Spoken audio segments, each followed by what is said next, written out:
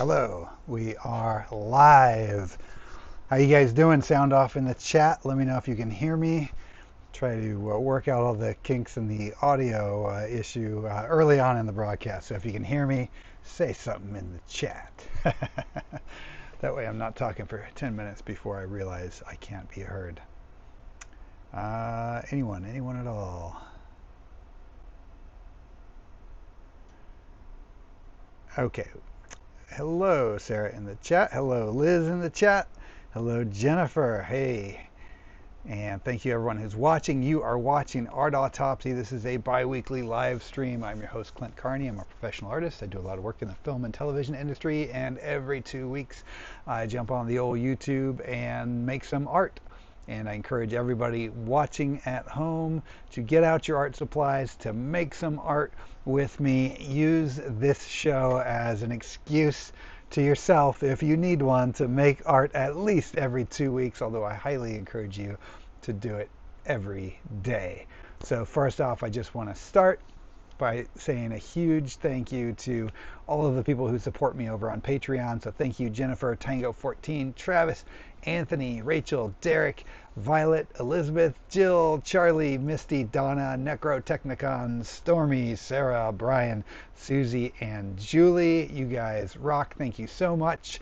If you're not following me over on Patreon, the link is up somewhere around there. There's also a free tier as well, which just will give you the updates anytime I'm doing either a live appearance or a live stream. So even sign up for the free one if you aren't in a position to support monetarily. Totally understand. But yeah, anyway, let's see. Who else has joined? Michael Garcia has joined. The Undead of Night has joined. And Charlie, 1984, has joined. Well, thank you all. Really great to see everyone on here. So, if you do make art during the live stream, and again, I highly encourage everyone to do so, email me what you create. My email address is clintcarneycreates@gmail.com. That's the name of the YouTube channel, so it's easy to remember. Just email me a picture of what you've worked on during the live stream, and I will share it on a future live stream with all of my viewers. So that being said, let's start off by showing you this submission. This comes from Michael Garcia, who is here in the chat. And this is a mask that he made. This is his take on the Necrid character from Soul Calibur 2. So everybody give Michael some love. And Michael, thank you so much for submitting. I am especially stoked when I see different forms of art come in from user submissions or viewer submissions. And of course, really cool to see a mask, especially that you were working on this mask while I was working on a mask as well. So great job, Michael.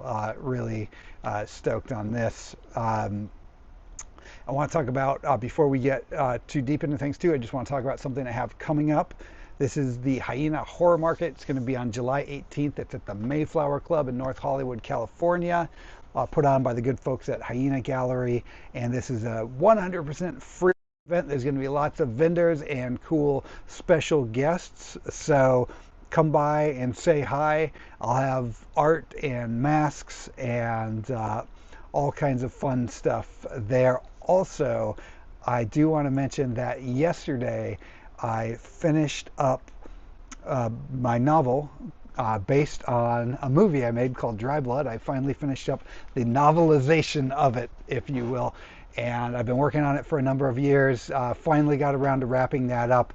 And I'm going to have some early copies available at the Hyena Horror Market. So if you want to be amongst the first to get a copy of that book, come on by. I'm happy to sign it for you or whatever you like. So I hope to see you there.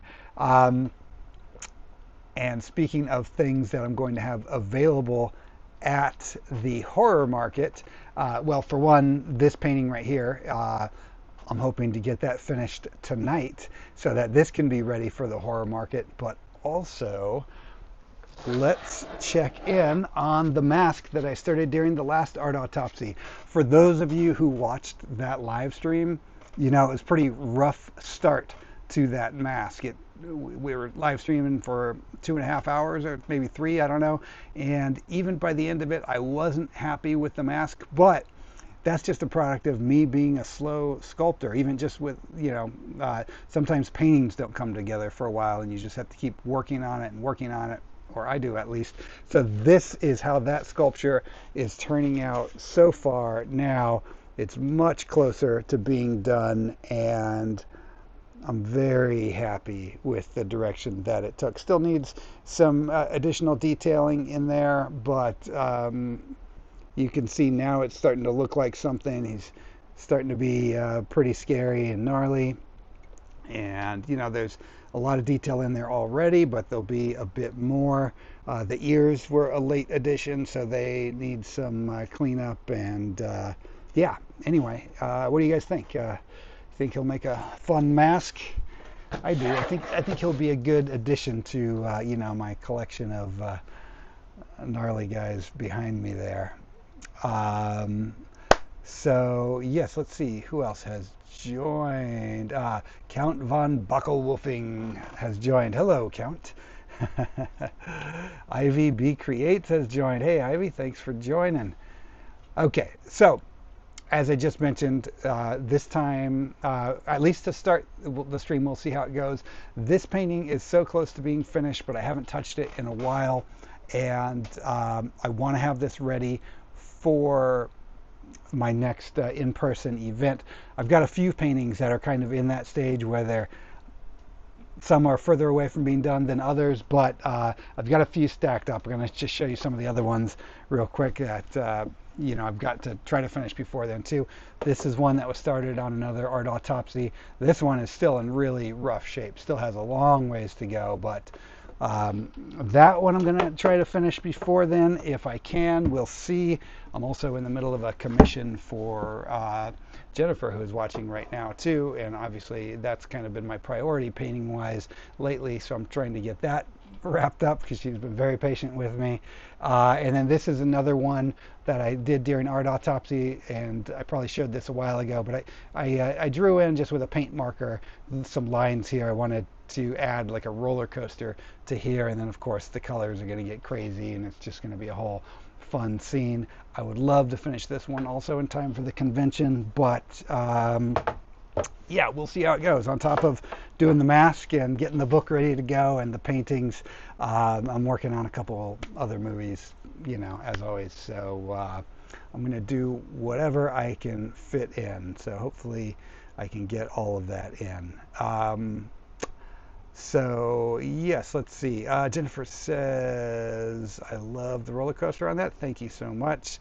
That's going to be some tedious line work to get that finished, but I'm happy with the sketch of it at least. Undead of Night says, that is a tremendous amount of creepy, beautiful art. Oh, thank you very much. I appreciate it. Okay, and today I'm going to do, we're going to go full screen with this because I thought I did some full screen stuff on the sculpture, and then it just occurred to me, oh, if I do full screen here, I can actually just tape my palette up next to the painting, and you guys can have a nice view at what the palette looks like as well, just to give you a little better idea of how it's all coming together. So anyway, that being said, I'm going to squeeze out some paint. This is the same palette that I've been using since the start of this painting. I don't need all of those colors to take this through to completion, but I do need some of them, so I'm going to just get some fresh paint on here. All of this stuff on here now is so old it's dry, so we're going to put some fresh stuff on. We're starting with a Griffin Alkyd white. This is the Alkyd is a faster drying oil paint, so there's select colors that take forever to dry that I use Alkyds for, just to help speed things up. Speaking of that commission I was just mentioning that I did for, or that I've been working on for Jennifer, I made the mistake of using my soft mixing white on some of the white on that painting, and it's a dry time nightmare. Now I'm just waiting for paint to dry so I can move on to the next stage of that painting. And it was a good reminder that there's a reason why I use Alkyds for white paint because I hate waiting for things to dry. Okay, so we got the white on there. We're going to throw on some cadmium red. Of course, we'll be using that.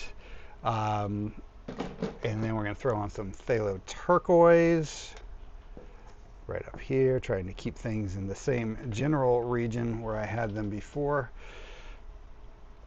And then we got a green yellow. This tube, as you can see, has ruptured at the bottom, and so I don't think it will have dried the paint on top, but I am due to transfer the remainder of this paint into another container soon so that I don't lose it all.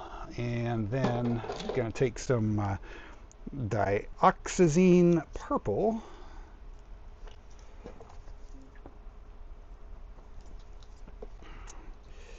And what else do we want to throw in? Probably some of this cadmium yellow right there. I can imagine I'm going to need that. Actually, I said I wasn't going to put every color on here, but here I go, putting almost every color right on here. We're going to put in some ivory black.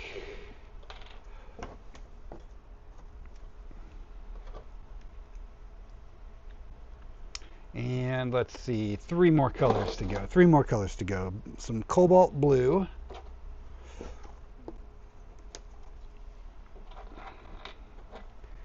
And I may not even need to go to all of these again, but I want to get them on the canvas so I don't, or on the palette so I don't break my flow later in the event that I do need them. And then transparent oxide red.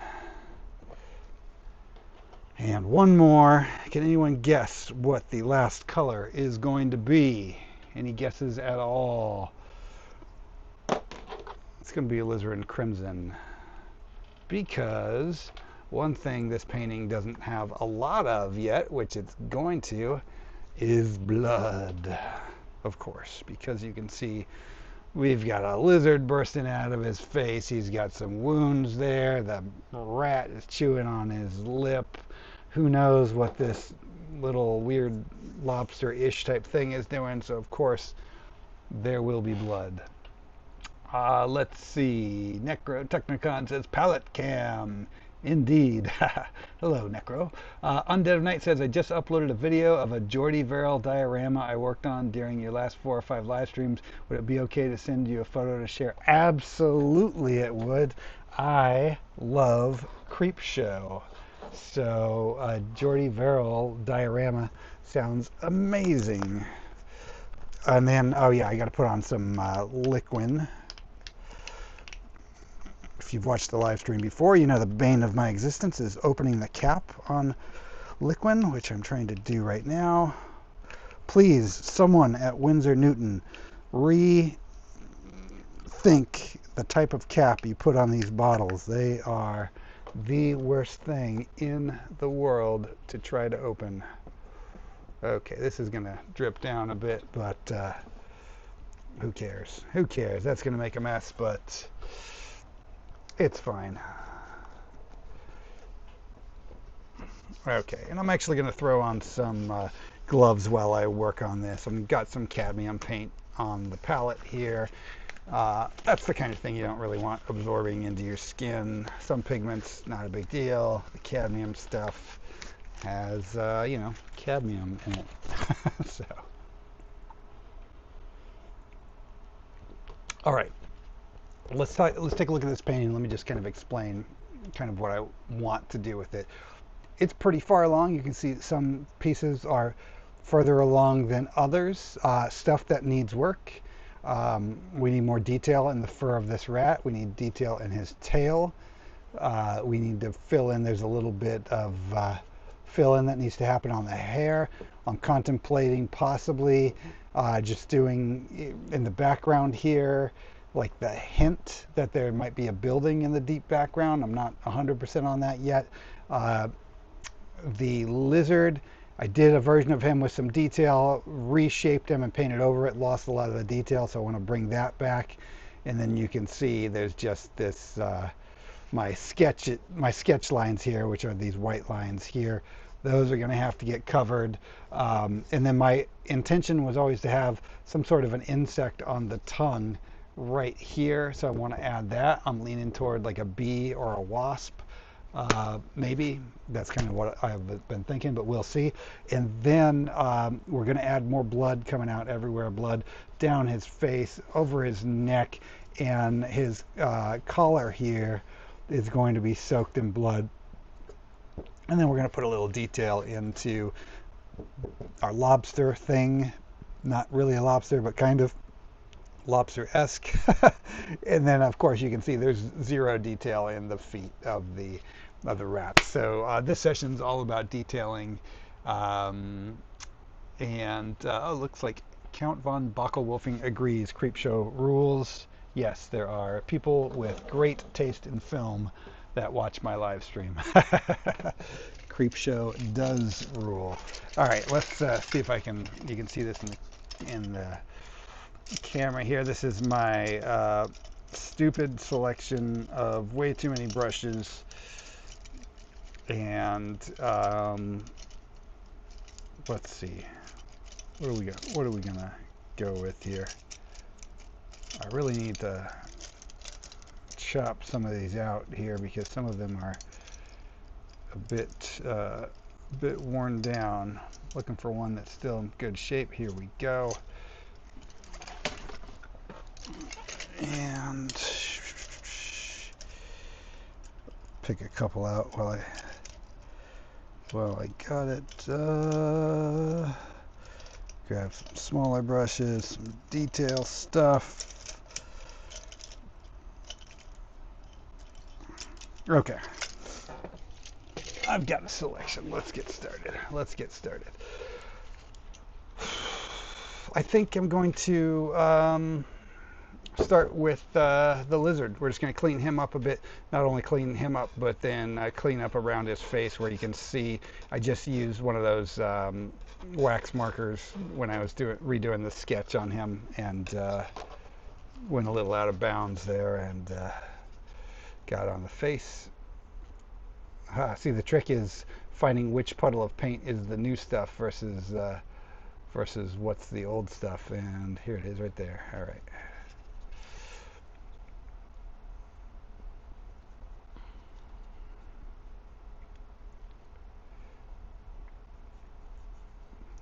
Just starting out with the cleaning up some of my work on the face in the background.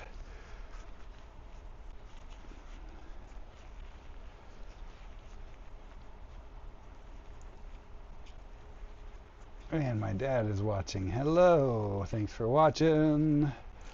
Count von Bockelwolfing says, I don't think you have enough brushes. That's probably true. I probably don't have enough brushes, but just kidding, obviously. You can never have, or you can have too many, and I have probably crossed that threshold a long time ago.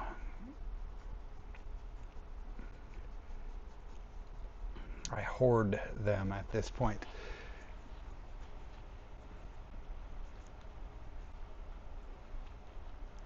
IVB Create says, I think a moth for the lizard gecko, maybe. Possibly. You never know. I've been leaning toward a stinging insect to add to the potential carnage here, but hey, who's to say? And actually, I'm going to go ahead. I'm not going to do the whole collar right now, but I am just going to get into that section real quick.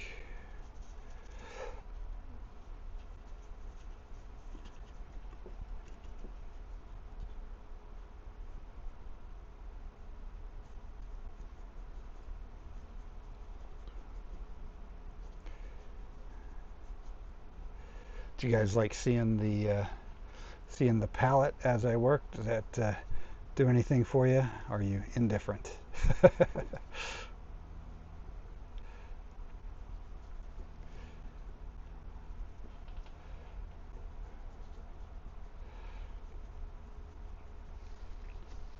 And of course, I keep a rag in my hand, which I just wipe as I go.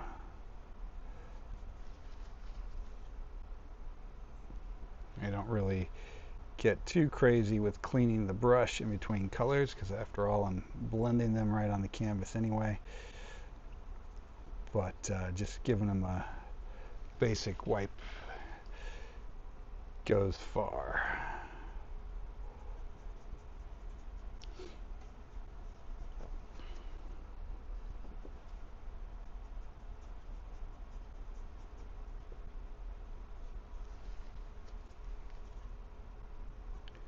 So who else is making art? Who's making art at home while they watch? Let me know in the chat and tell me what you are working on.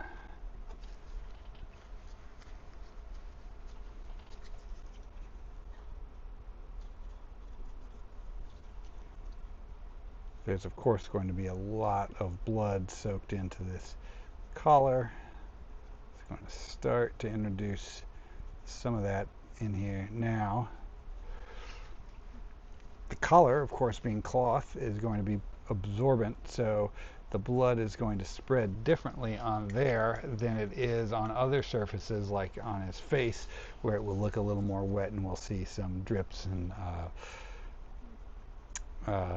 specular highlights and things like that. But on the cloth, it's just going to kind of soak in there, which I'm mostly using alizarin crimson for, but I'm also throwing in some of the iron oxide red in there too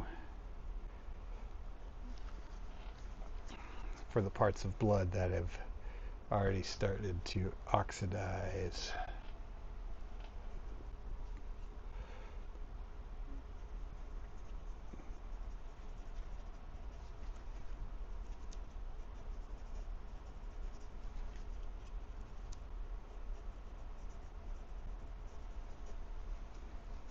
So anyone who's watching, I know quite a few of you are not in good old California, but for those of you who are, is anyone planning on coming out to the Hyena Horror Market?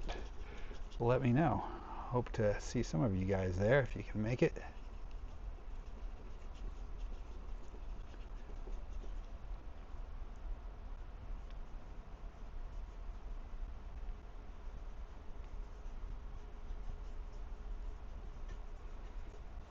But I think you can see already if you look at where the collar is here versus where it is there on just these things I'm working.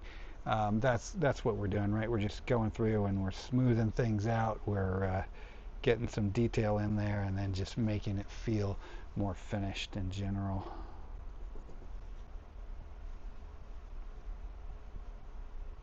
And then for the bright spots of the blood here, just going with good old cadmium red. And just some drips in there too.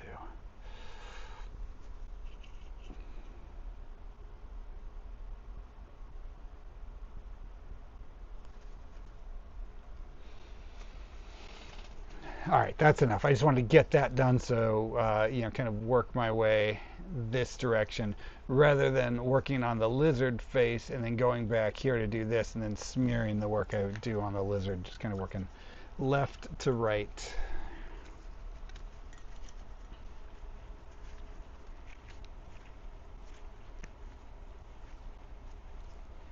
Undead of Night says, this is a great clown character. I like to think those creatures around him are his pets. I would love to see him as a reoccurring character. Thank you. Undead of Night said he's feeding them like a mama bird.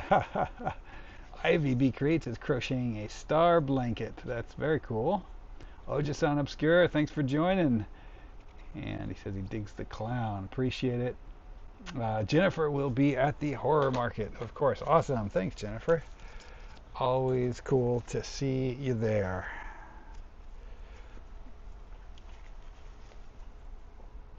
Oh, did I? Okay, cool. I got confused for a second. I wasn't sure. I put down the green fresh stuff, but I did.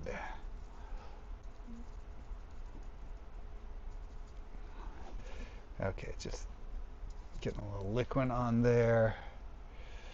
And I'm going to start by doing, just putting on like a thin coat of this green yellow. That brush is not doing anything for me. I'm abandoning the use of that brush for this particular part. But yeah, just going to put a thin bit of the green yellow across him, across the lizard guy, and then come back in and redo his scales with some more detail and bring some of the other colors back into his scales after I just get this on there.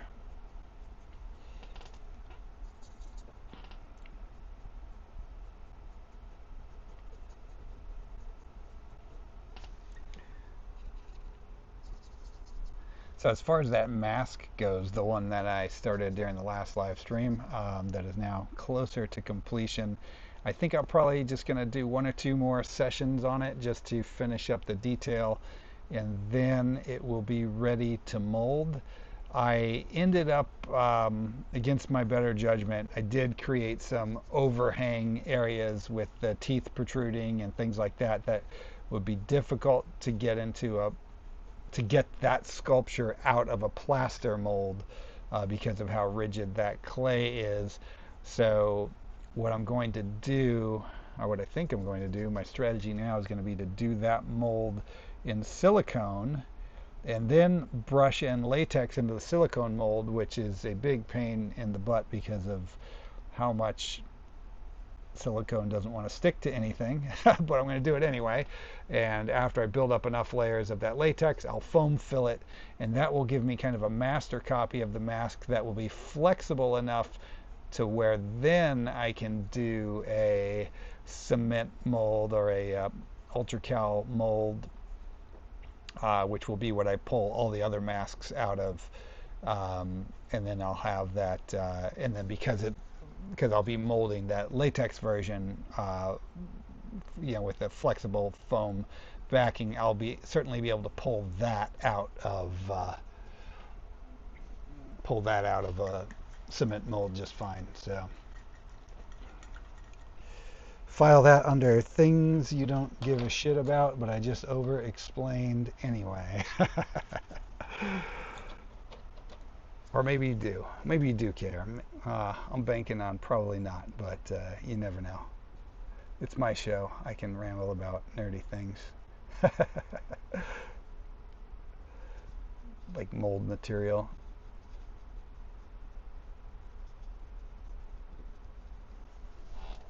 Okay.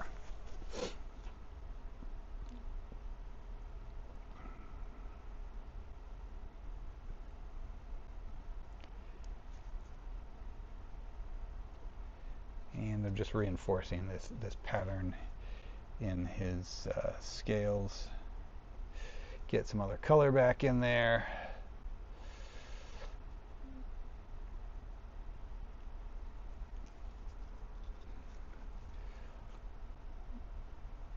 And he's already looking a lot better, I think, just with that green coat alone on him. That really helped tie him together, but we're going to keep going.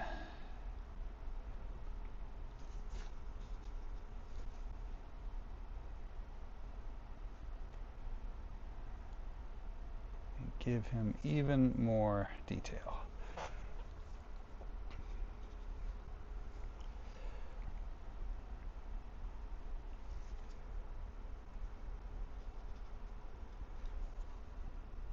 Yeah, I'm pretty sure that we can finish this painting tonight.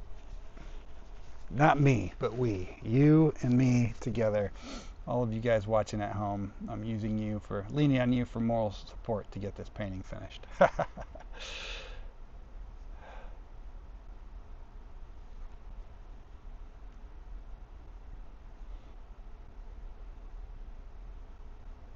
This is not a real lizard, or based on a real lizard. This is kind of a generic little monster lizard guy.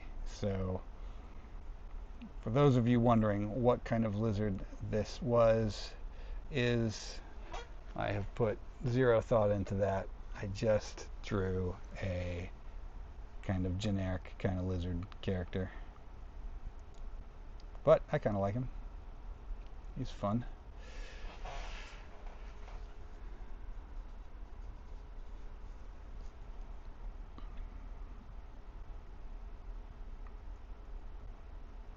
I see some stores have started to put out Halloween stuff already, which is cool. I keep seeing people posting on Instagram about Michael's having Halloween stuff, so of course I rush over to Michael's, and my local Michael's does not have Halloween stuff yet. Well, they have some of those like Max miniature houses out, but that was it. Um, but I am excited that year after year, the Halloween stuff just comes out earlier and earlier every year, which is all right with me. And get a head start on my Halloween plans.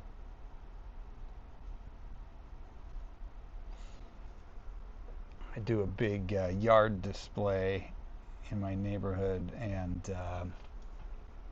I always try to add some new stuff every year. I don't know what the new stuff will be this year, but try to do something custom.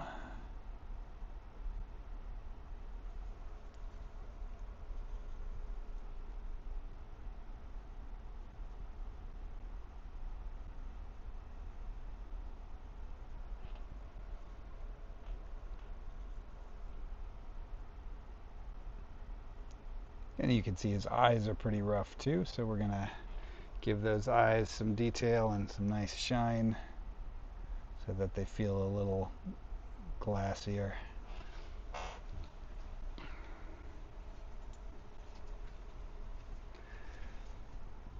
I'm gonna take some of my turquoise here. I'm gonna use this as thin it out a bunch, maybe introduce a little white into that, and use this to reinforce some of the lines here for the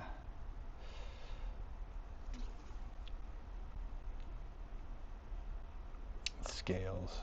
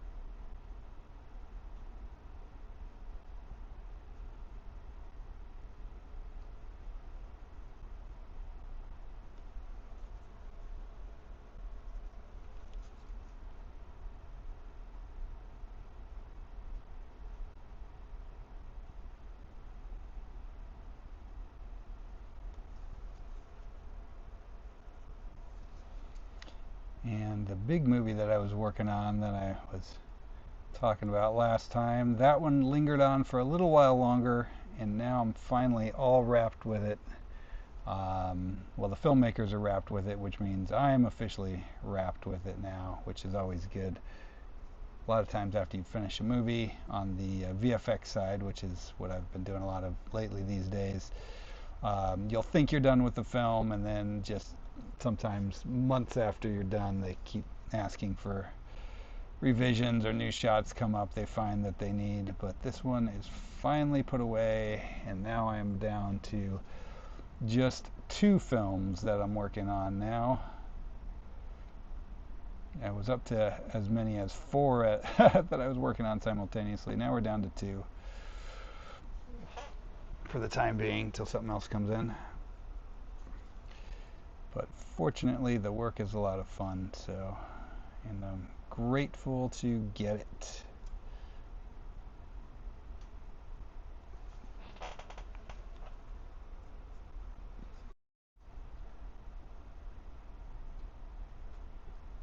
But also grateful to have some time to paint and do the live stream too when things aren't as chaotic. So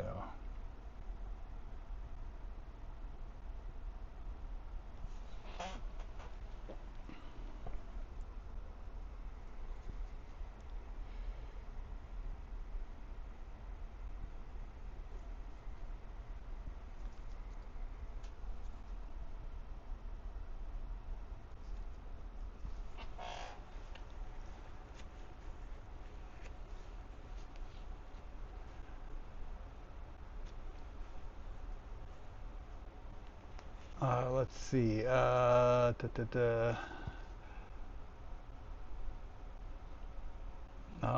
Just on Obscure has been gone for a couple weeks filming. All right, cool. Good to hear you're working on stuff. That's cool. Michael says, I like how you did that lizard bursting out of his cheek. Thank you. Jennifer says you should do a whole video about the molding process for Ramble Away. I think I do have some molding videos on my channel already. They do better than my painting videos, I'll tell you that much, but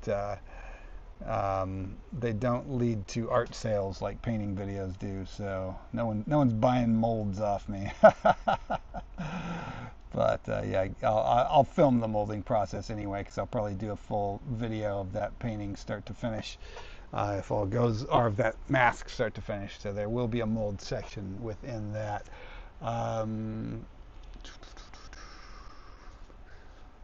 Sarah says eventually Halloween will truly be every day.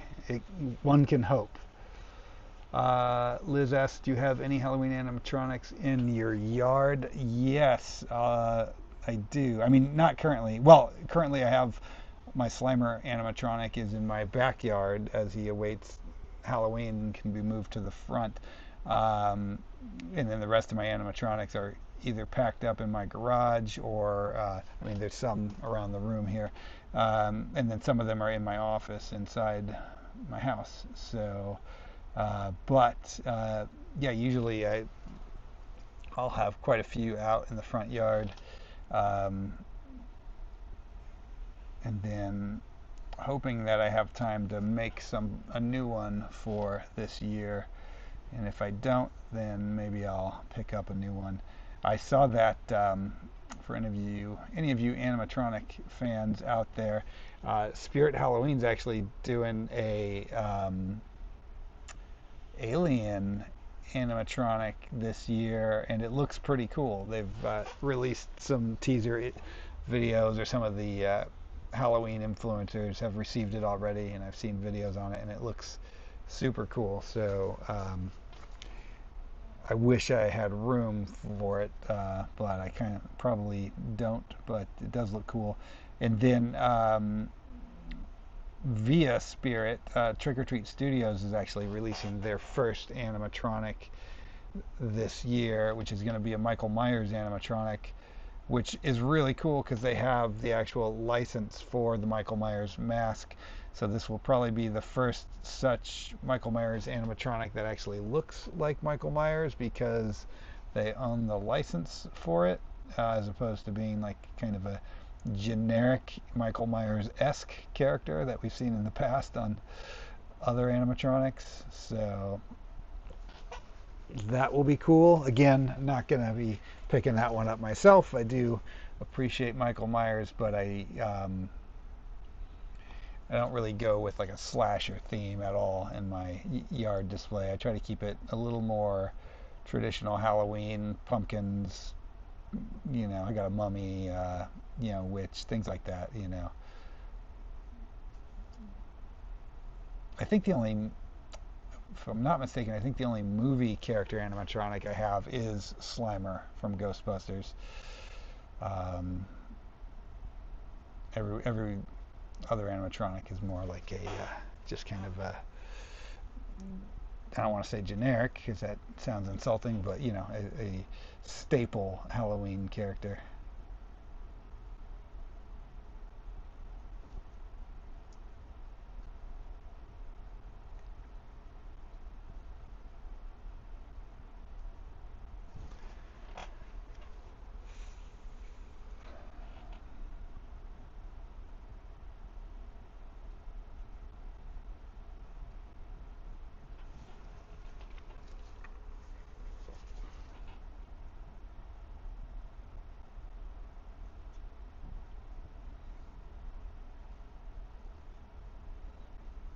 And for anyone who's interested in animatronics, by the way, I've got a video about building my mummy animatronic, which actually I think it's probably incorrect to say I built it. I took a existing zombie animatronic and I turned it into a mummy. So just kind of, if you're interested in maybe turning a cheaper animatronic into something that looks cooler. I got a video on my channel about it.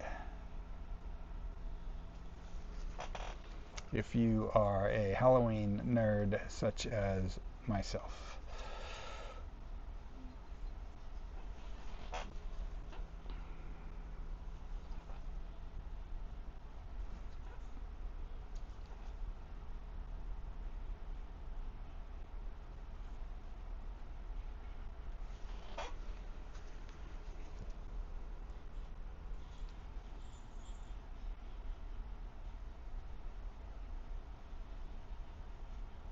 You know, if I were smart, I would have taken a before picture for this painting and then just loaded it up into my streaming software, so at the end of the stream I could have shown you the before and after, but I didn't think of that. I mean, I do have a picture of it, but it's just not loaded into the streaming software, so you'll just have to remember how it was before I made all the tweaks to it.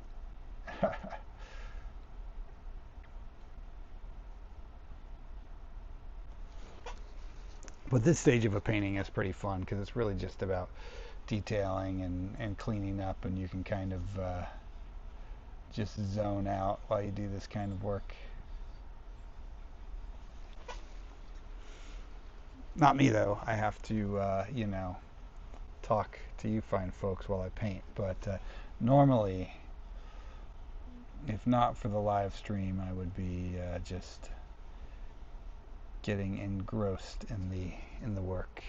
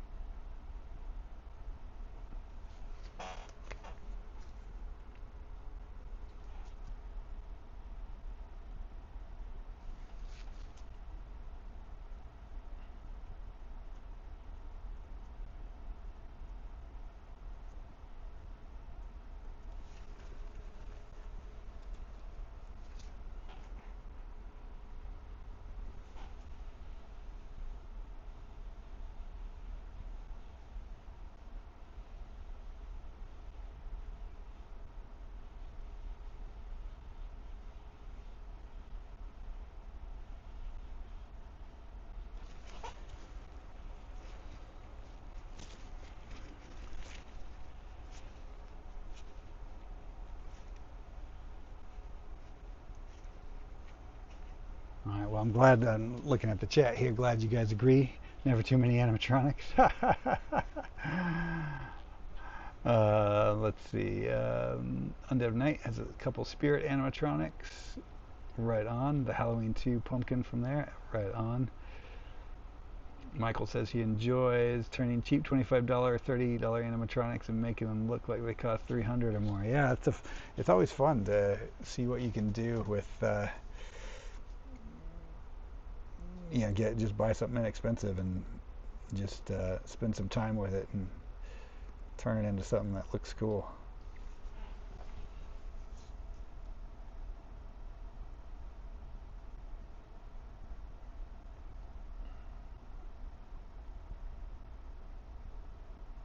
I do like, you know, making stuff from scratch, obviously, but I had found, you know, when my YouTube channel was more focused on props and stuff, which I'll get back to that too eventually, I did find that people liked watching the videos more of the ones where I was taking something that was pre-existing and turning it into something else as opposed to starting from scratch.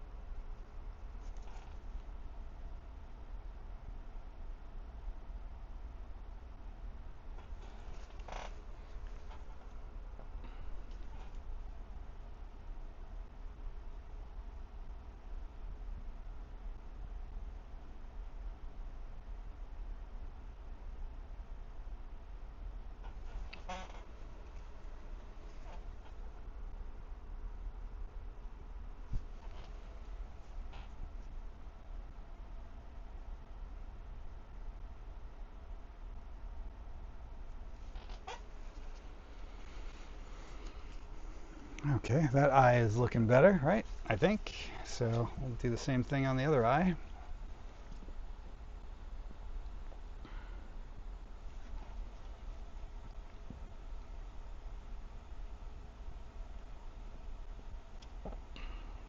And then we got to do his lower jaw, and then we'll move on to the tongue, and then we'll come up here and I'll probably do some more blood work here, then do the insect, and then we'll branch out from there. I think, but you know the drill. Don't hold me to anything. I change up my plan all the time.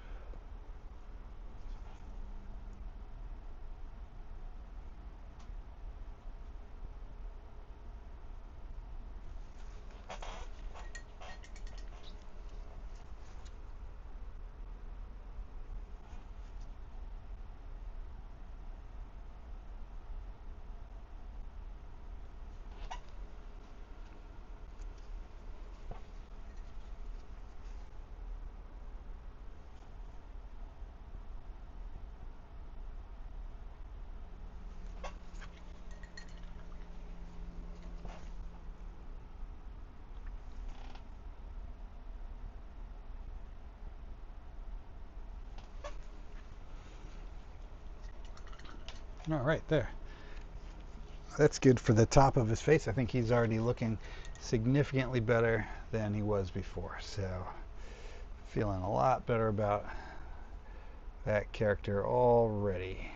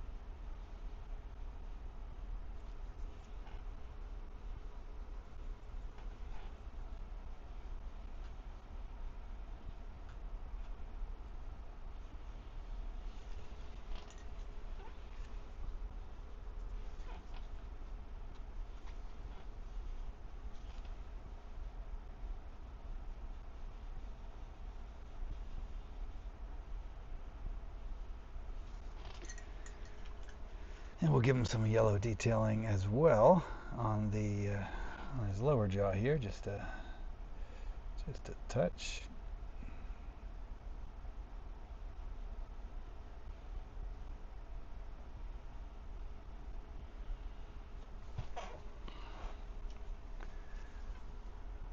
Just a little break in the pattern so that he's not so monochromatic.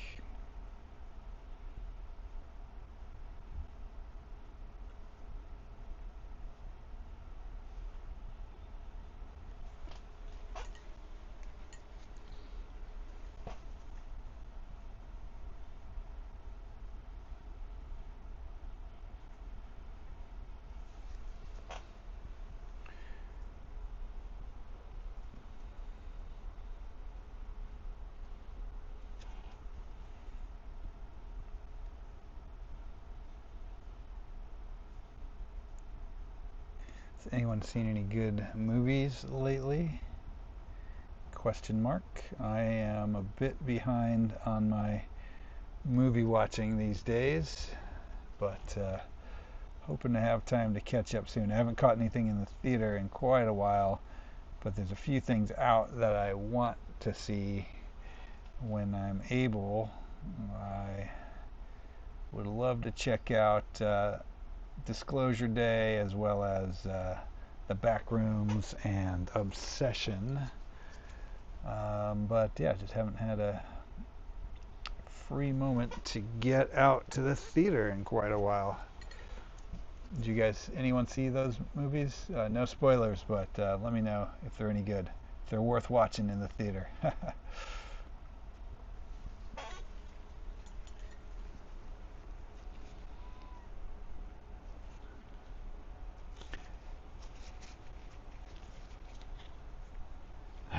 Count von Backwolfing says the lizard now looks like it's staring at me. Ojasan says the lizard is a poppin'. Undead of Night says I just scrolled back to the start of the stream. Some very nice vibrant changes, especially the lizard. Thank you very much. Michael Garcia said I saw Scary Movie 6. Ah, right on. I worked on Scary Movie 5. Although, to be honest, I've never seen a single one of them, but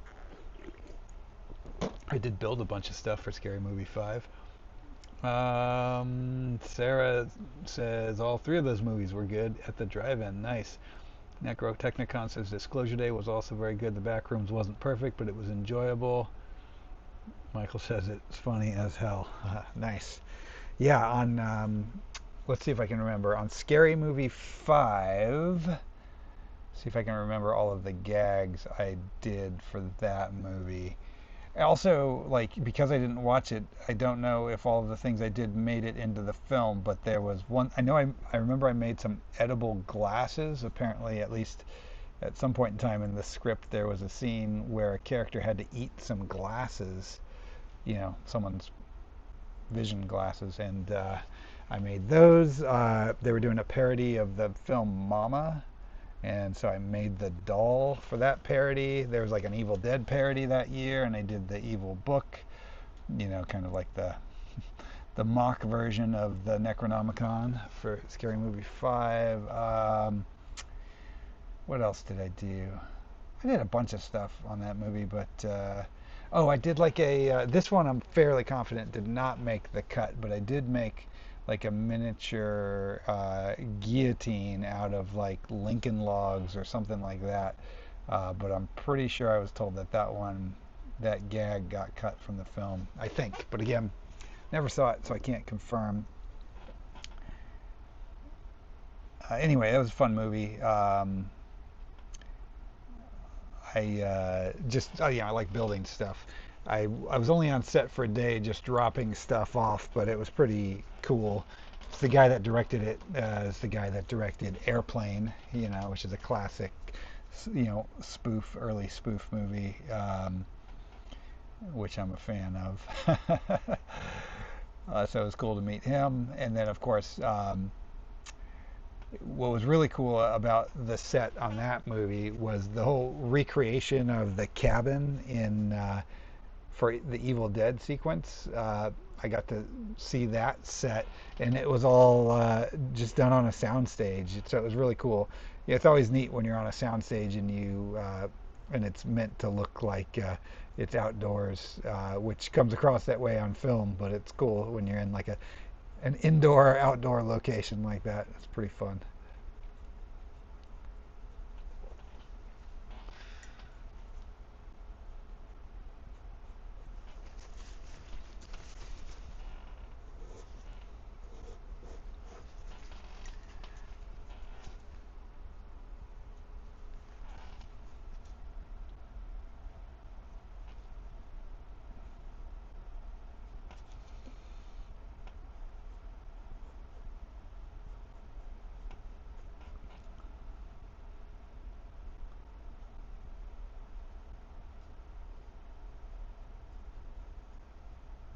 I know there was something else I did on that movie, but I, for the life of me, can't remember.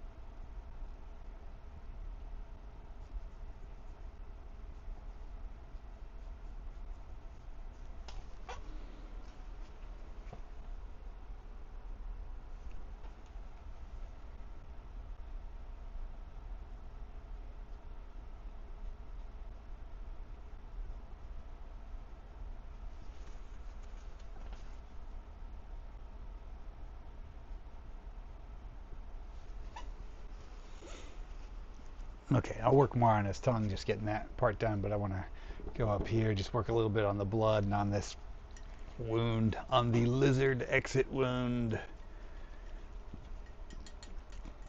Well, actually, here's a good comparison right here. You can tell kind of what it was looking like before just by the color of his hand right here. So now, obviously, this lizard hand, which is kind of more of like a four-fingered human hand style, that'll need to be tied in better to the new colors.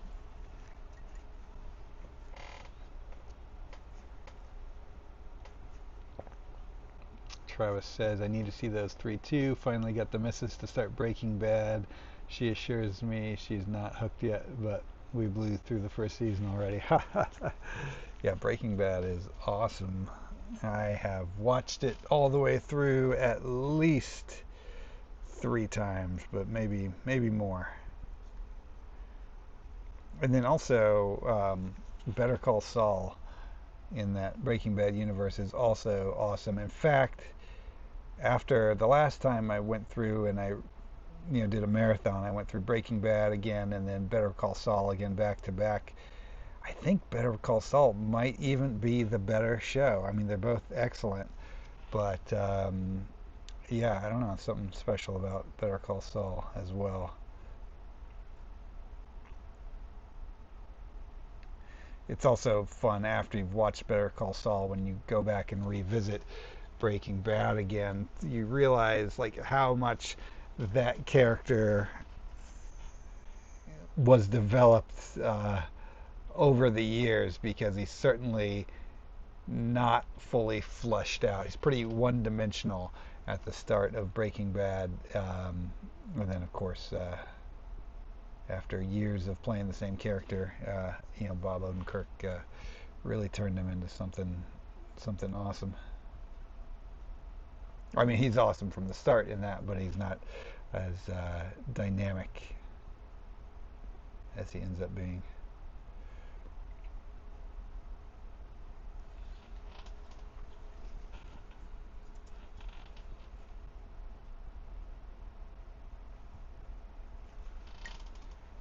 I gotta get a little smaller brush here,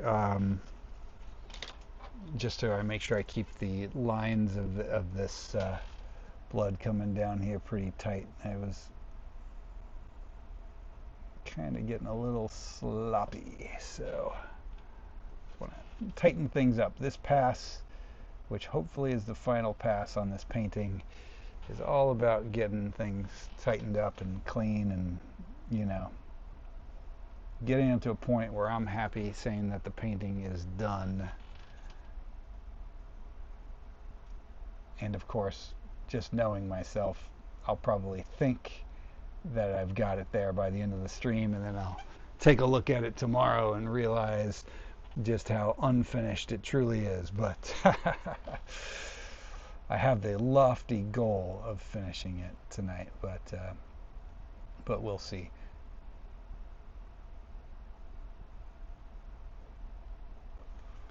A painting isn't done until I sign it and then repaint it again 2 or 3 more times.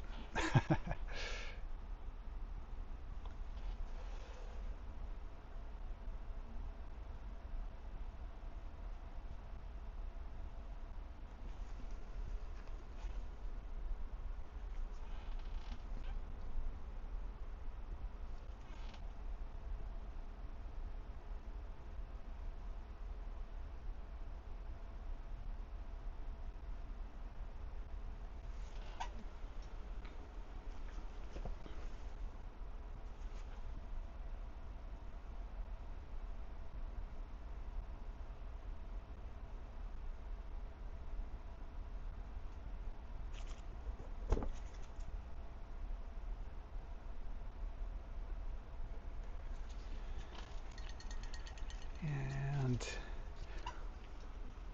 yeah, I might need to tighten up some of the work in the eyeball as well.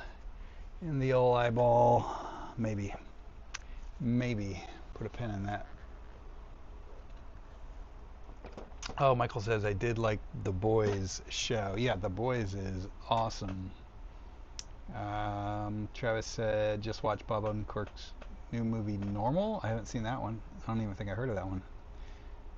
I'll have to check it out. Yeah, The Boys is great. I won't spoil it for anybody, but pretty consistently great all the way through. Super funny and bloody, endlessly bloody, like way bloodier than you think it's going to be.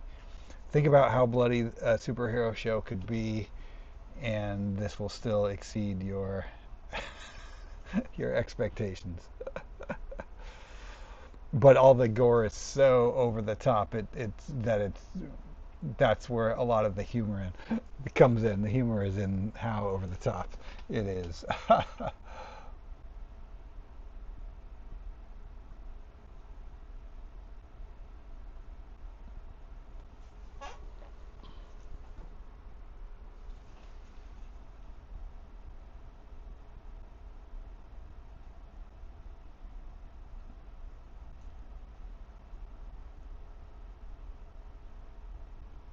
And I'm not, to be honest, I'm not a big superhero guy. When I was younger, I liked comics and stuff, before there was the whole wave of Marvel movies and stuff. But, I got older, stopped giving a shit. But there are certain superhero movies that I do love, and they generally tend to be the funnier ones, like Deadpool. The Boys obviously is um, way more than just a superhero movie, just in terms of its the level of humor, the violence, the commentary in it, what it says about our society.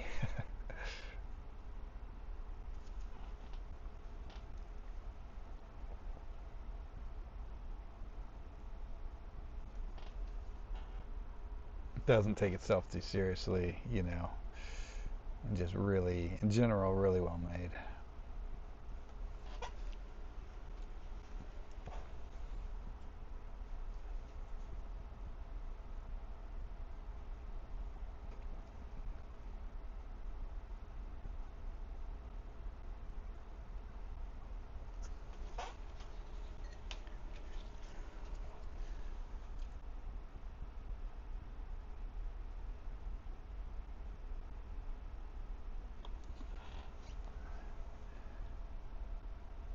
I'm trying to think of what I've watched. Again, you guys know the drill. Mostly I just put on movies while I paint.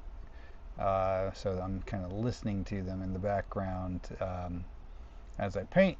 But those ones I reserve for films I've already seen a bunch, so that I'm not missing them. But let's see, pardon me. Let's see. Looking at the stack here recently, I just watched The Dead Zone. Always a classic. The original, of course, the first one with Christopher Walken. Looking at the stack, let's see. I watched Cameron's Closet. I guess that wasn't too recently. Went through The Unforgiven. Now in the VCR, I've got The Dead Hate the Living, which is a film made by a guy I know, Dave Parker, nice dude. And yeah, I think this was his first film. Hadn't watched it since it first came out on video, so just revisiting that now. And I have the VHS, so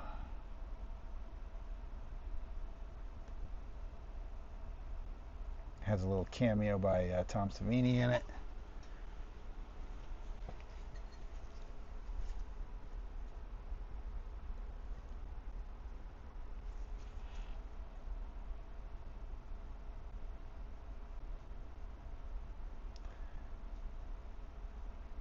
And with this blood here, see these lines that are coming out here? I'm just trying to be conscious of, since this blood is liquid, how it might just kind of leak out into some of the wrinkles, in his skin here. And you might have also taken note that this is not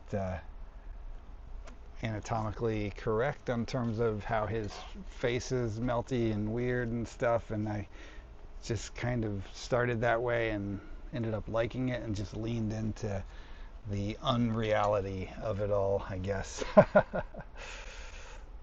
Not everything has to be realistic, and certainly most things on this painting are not realistic. That is not the purpose of this painting.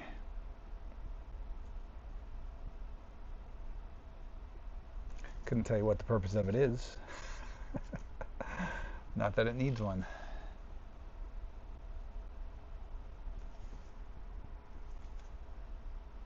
It's okay just to make art for art's sake.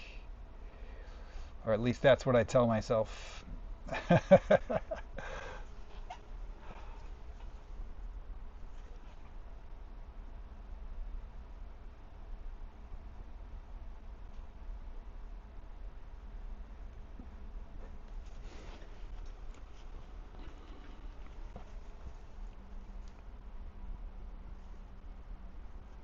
You can never premeditate an art sale, no matter how much you might try. So there's really no point in trying to paint something just to please someone else. You're better off just painting stuff that you love, and then the right person might find it and try to buy it off you.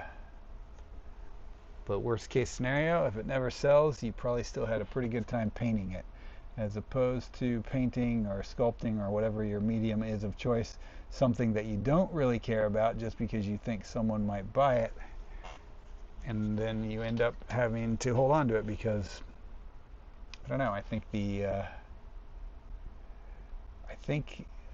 one thing that draws people to a piece of art that makes them possibly want to bring it home with them and add it to their collection is they can feel a bit of the artist in it. And I think if you're not being true to yourself about the art you create, I think it just somehow leaches through into the work, and or that's what I like to tell myself. That's how I give myself permission or the excuse to just paint weird shit.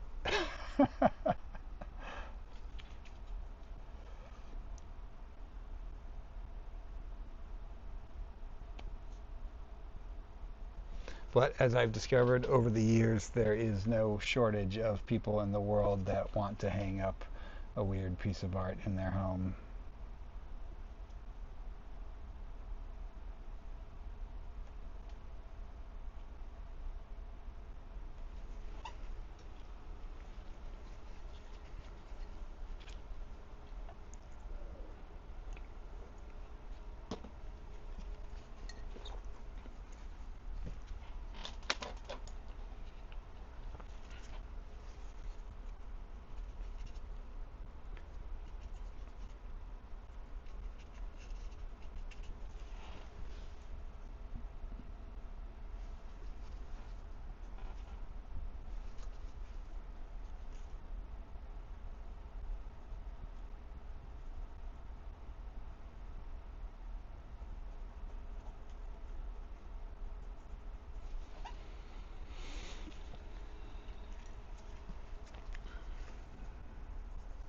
And of course, if you ever want to hang up a weird piece of my art in your home, everything I paint here is available eventually on my website, clintcarney.com.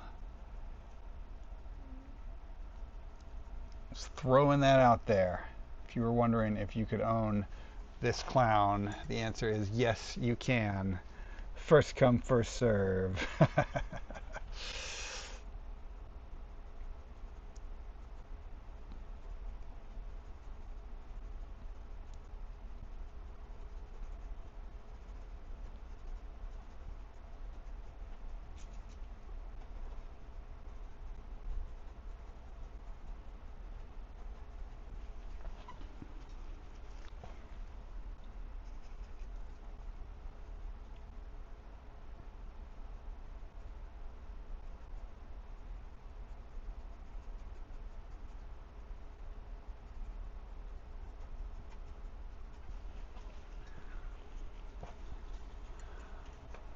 let's see. Hey, we got a few people watching. Let's see. Michael says it sucks they canceled the last Ronin movie. I'm not familiar with that one. Oju Sound Obscura says from the early 80s I like Extra, the Boggins, I haven't seen that one. Day of the Dead and The Stuff. Well, I absolutely love Day of the Dead and The Stuff. I watch Day of the Dead too many times every year to count. I have already watched Day of the Dead at least 4 times this year alone.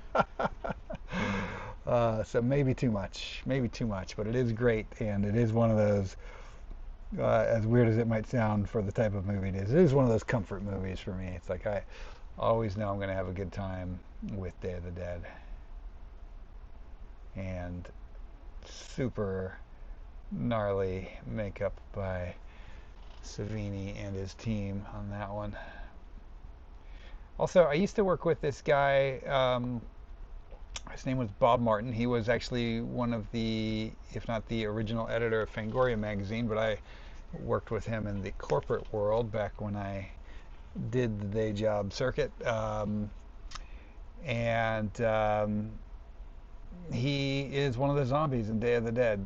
He's since passed away, but it is cool. Just when I watch Day of the Dead, I always make sure I look up for my painting when his scenes come on, because I like seeing him there as a zombie. Super fun. He also wrote the movie Frankenhooker and Brain Damage, by the way. Random.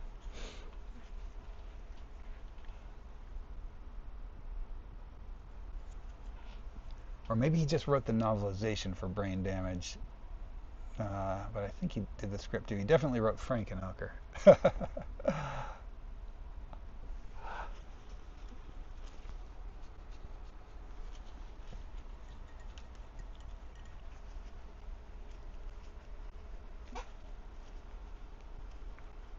Okay, starting to look pretty cool, I think. The blood's looking better. Still can make it a little more dynamic. We might revisit that later too, but I don't know. It's getting somewhere. Also, now that I lean back, I see one of the lizard's eyes is, this one is clearly bigger than that one. So let's see if I can fix that without too much fuss.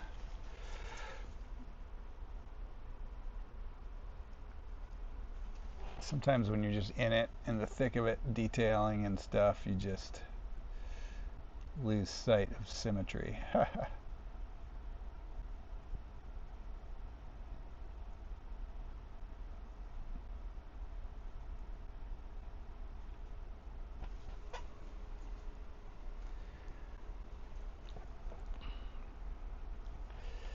then also maybe if I just bring in the skin here on the cheek, that can help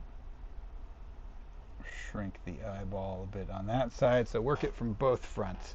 Enlarge the one eye a bit and shrink down the other eye a bit, and they'll meet somewhere in the middle.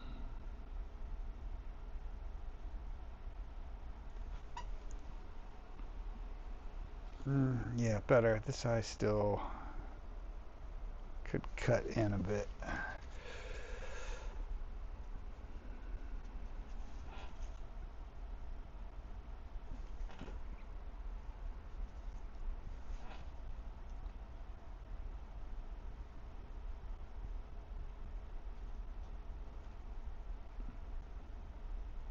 Okay, better. Will I keep tweaking it for eternity? Probably, but move on for right now, and maybe not. Probably return to that.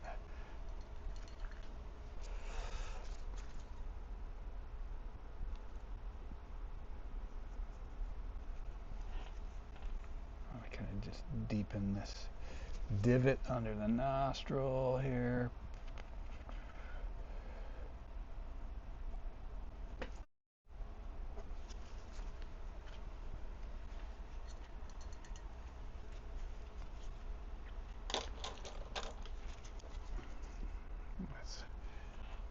brighten his nose up a bit.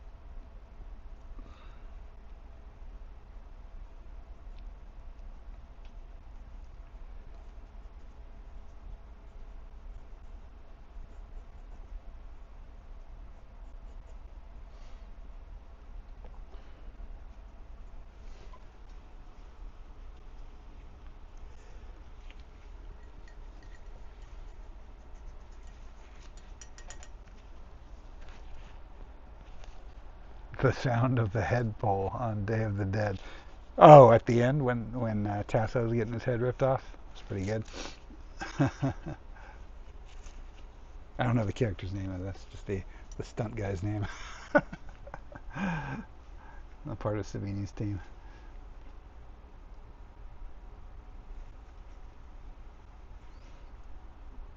Michael says it's a dark comic story taken on the Teenage Mutant Ninja Turtles, where one turtle remains to stand up to take the new future of New York. Ah, okay. Nice.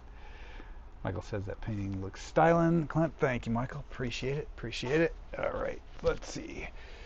We can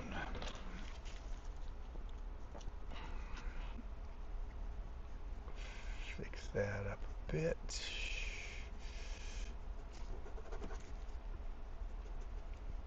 All right, let's get this tail or the tongue in a little better shape, and then let's add us a little critter on top of his tongue.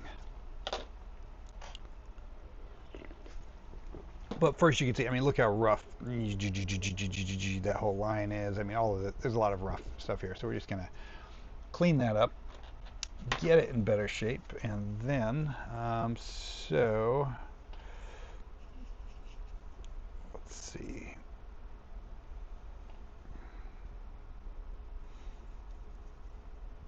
Take a little cobalt blue, a little iron oxide red, and then just throw in a touch of white. I'm just trying to get the color of the neck there. That's pretty close. Pretty close.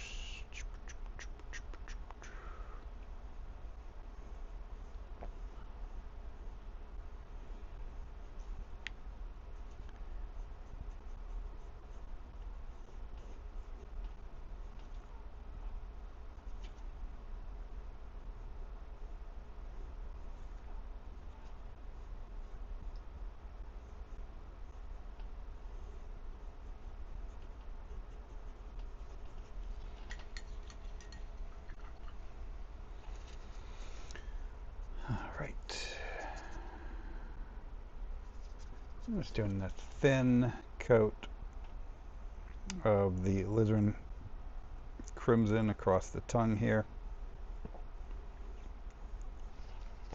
Then I'll just take some of my white and mix it right there, right on the canvas.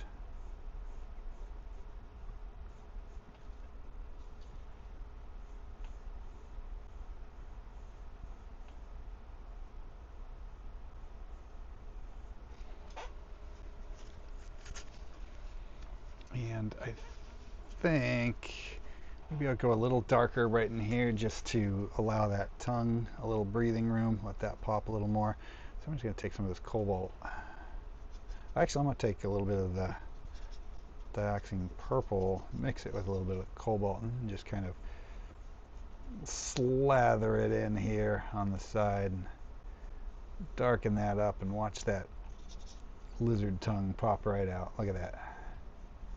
Now we're seeing that tongue have a little more dimension.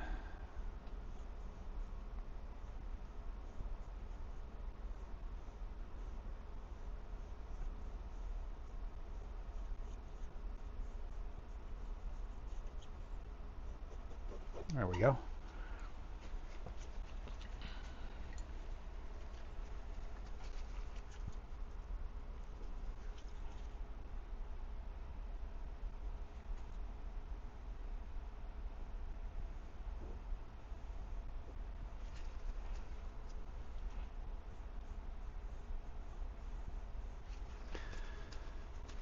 Let's fix up this jawline. It's not supposed to be that hard of a line. I mean, he is wearing clown makeup on his face, probably not on his neck, but it can have a little smoother of a transition.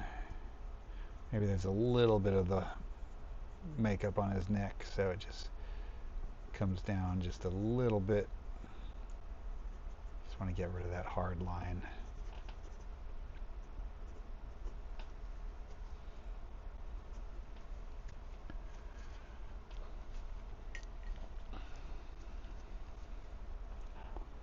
And let's, you know what, this whole section's gonna need more blood too, because you know there's a lizard popping out of it forcefully.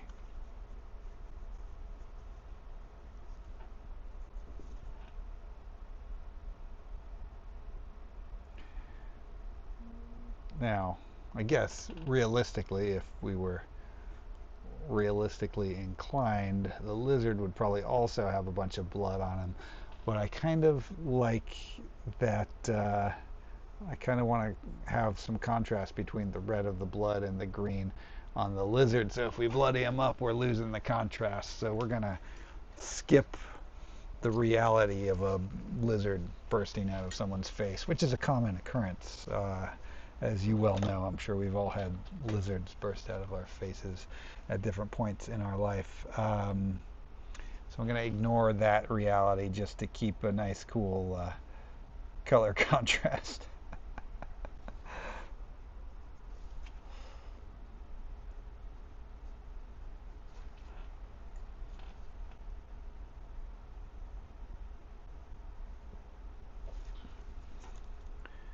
And again, let's pull in some of this purple into the shadow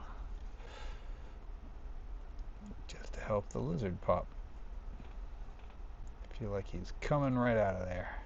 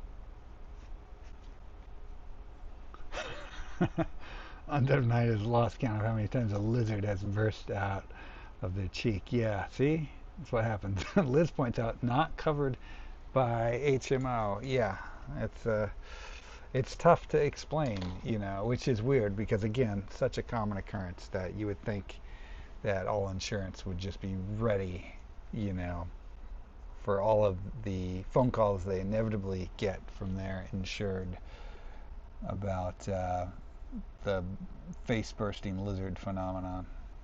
Really an epidemic in the Western world.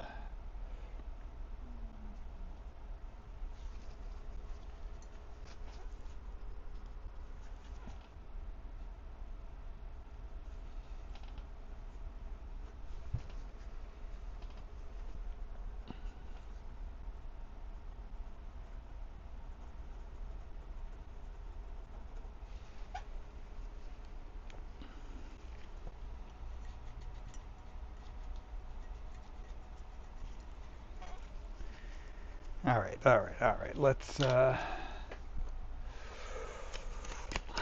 Let's do a bee or something. A bee-like creature. A bee-like creature. Bum, bum, bum, bum, bum. I'm gonna start in black, even though it's probably a dumb idea. I'm gonna do it anyway.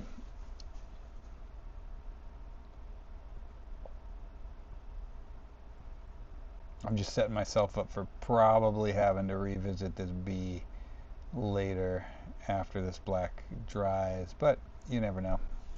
Maybe I'll get it all in one shot.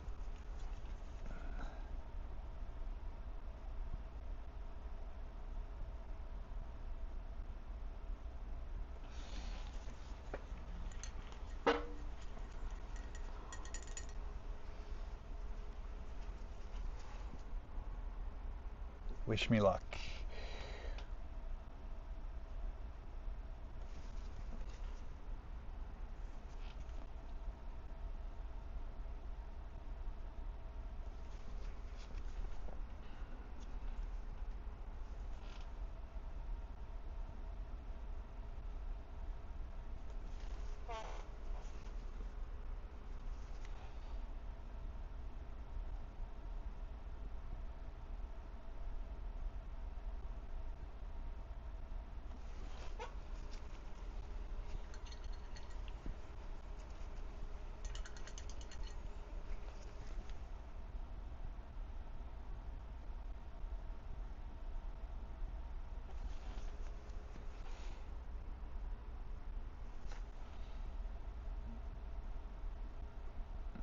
I'm gonna give him some fly eyes.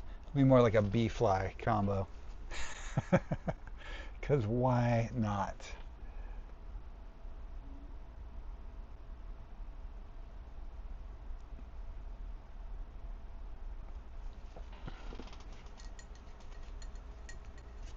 Ooh, I'm gonna make use of this brush. Jennifer, who is watching, will know this brush. This is made from one of my cat whiskers that I made custom for the commission painting I'm working on for her because it has such tiny detail. And I'm going to use this little cat whisker to hopefully do these legs. Let's see. They're going to come out of the thorax there.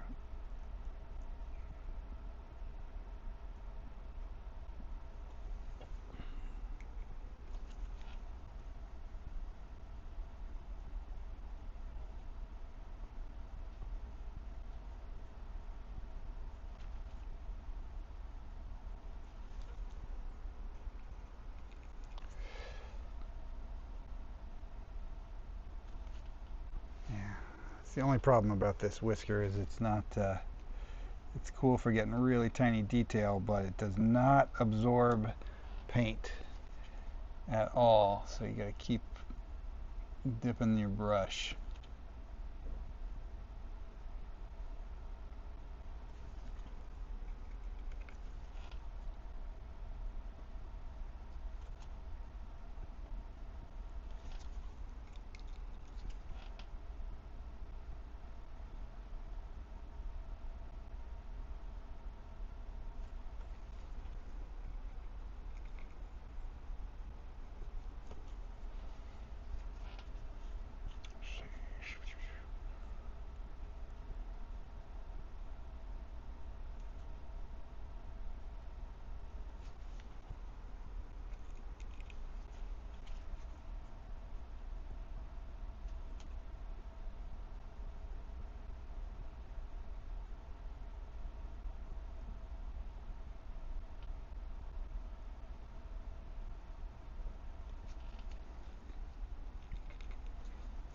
Yeah, the more I work this, the more I'm thinking, oh, no, this is just a fly with bee stripes.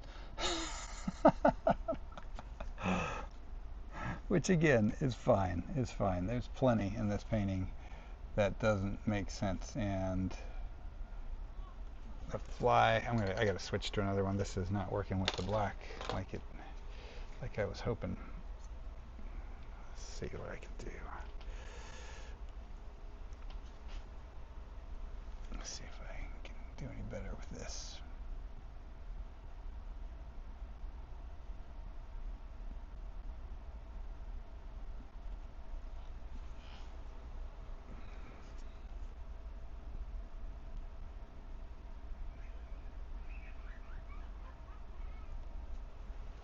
There we go. That's something.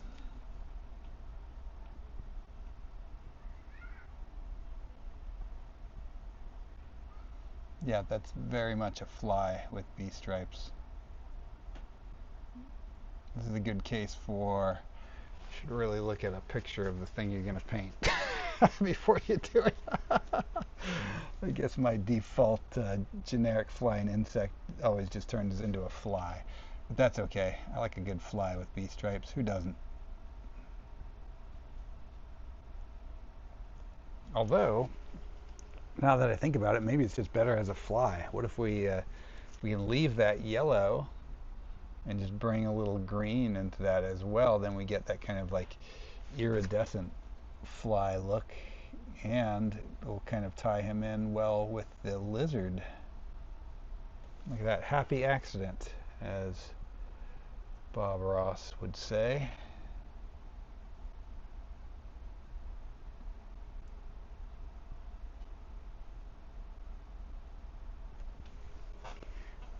And then throw in a little turquoise underneath the green.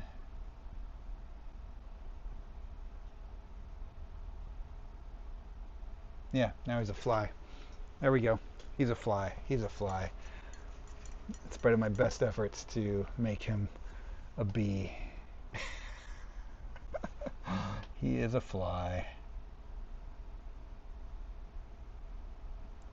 But you know, I think probably for the subject matter of this painting, the fly makes more sense.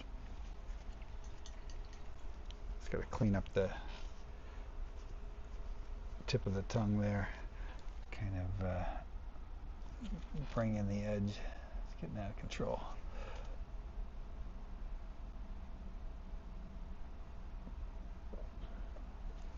Oops.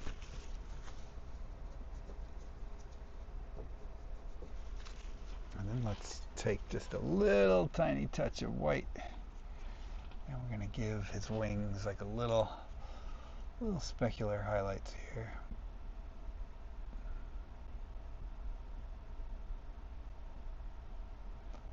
And maybe even his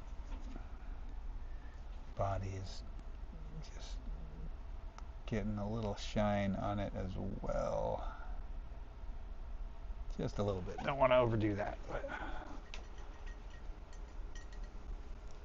Okay, I'll tell you, I have painted better flies before, but I may have to come back to this one. We'll see.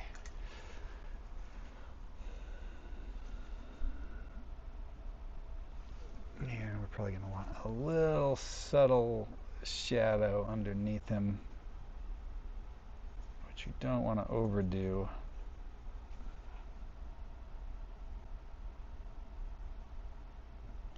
But we do want it to look like he's actually on that tongue.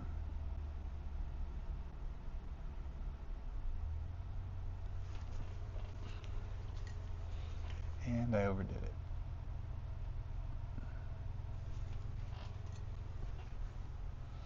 Well, let's...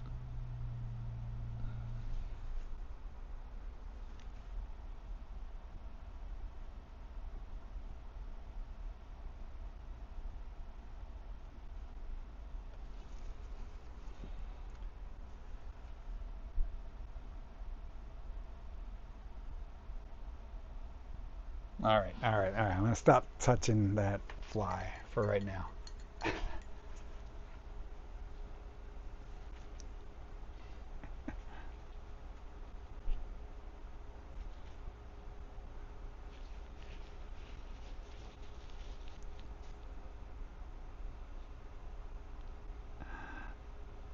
Necrotechnicon says face-burster lizards were the inspiration for Alien. A little known fact. On Dead of Night said this was in a Tales from the Crypt comic. The story would be called Rat Got Your Tongue. Nice. That's a good one. How about a potter wasp? And if it says, what if the clown is allergic and the thing he is most concerned about right now is being stung? Being stung by my fly. Let's see. Nicolas Cage as clown, not the bee, not the bee. Michael says, hey, should not have to make sense. Art just keeps on flowing like water. Indeed. Necrotechnicon Return of the Fly with Vincent Price. Yes. You know, it's funny in that regard. I have a Return of the Fly t-shirt, and without fail, Every time I wear that t-shirt, the Misfits song, Return of the Fly, gets stuck in my head. I guess that's no surprise, but it's a catchy song, man. And I don't know if this is a popular or unpopular opinion, but I actually like the Fly makeup from Return of the Fly better than the original. Um, we're talking obviously the Vincent Price versions. If we're talking the new Fly, or the 1980s Flies, the makeup in the Cronenberg one is superior to the makeup in the sequel. But in the originals, I do prefer the makeup in Return of the Fly. It has more of like a bug head, like a more of a fly-shaped head, whereas the fly makeup in the first one is a little less bug-shaped. It's closer to human, I guess, although not very, but I don't know. No one cares, I know, but now if it ever comes up and someone asks, do you know my opinion on what fly makeup is the best? Now you'll have an answer. Merry Christmas. These are common things that come up in conversation, just as common as lizards bursting from faces. That's what this show is all about, preparing you for the inevitable.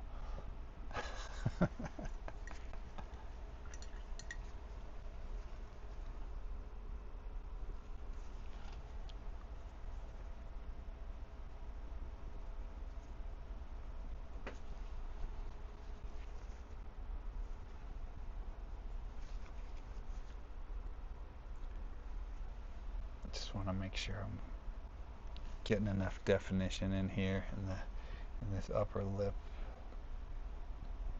in terms of just really capturing the shape. It was feeling a little flat, so I'm just trying to beef that up. In fact, I'm gonna introduce some yellow into my red here a bit. Let's see if that doesn't help.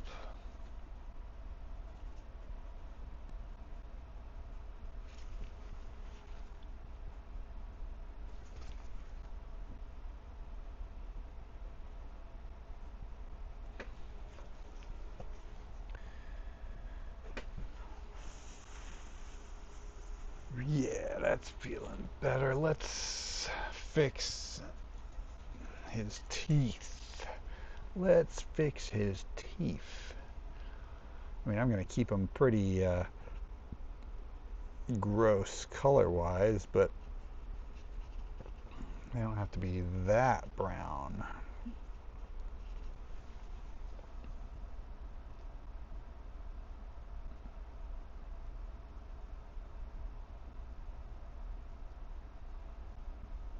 Not that most clowns don't have excellent dental hygiene, just not this one.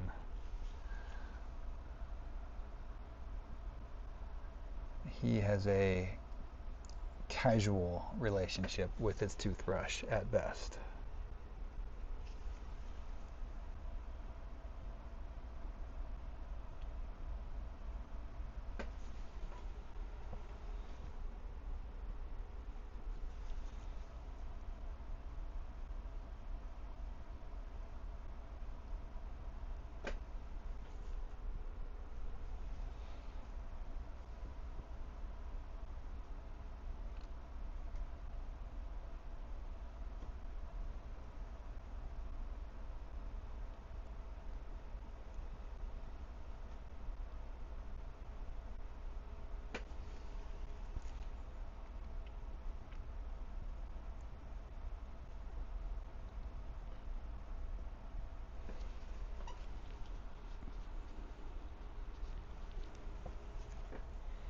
Yeah, we could probably sneak a little bit of the yellow into the mix as well.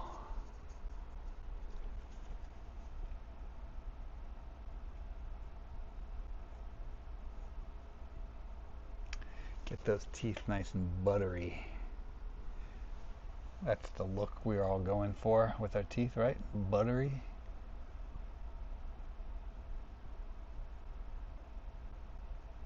think I speak for all of us when I say that.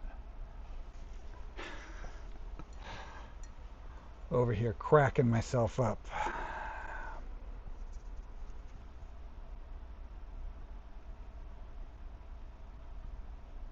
This is what happens when you're basically just talking to yourself while you paint, is you just very rapidly go insane. For your entertainment. Hope you guys appreciate it.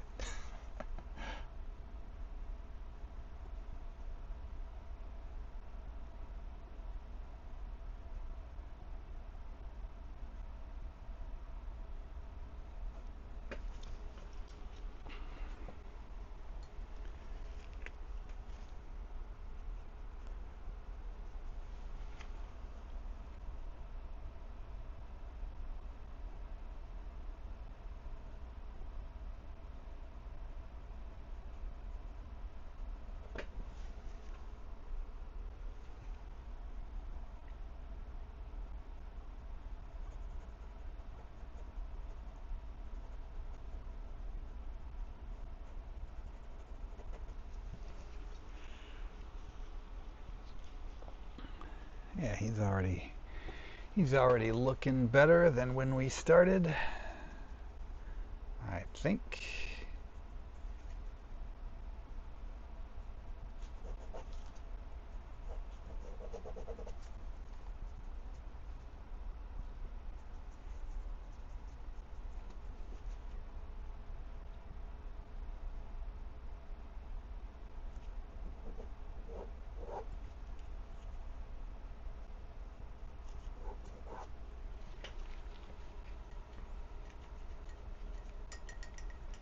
Of course, since this eye is being gouged out by the tail of a rat, we are, of course, going to need to add some blood.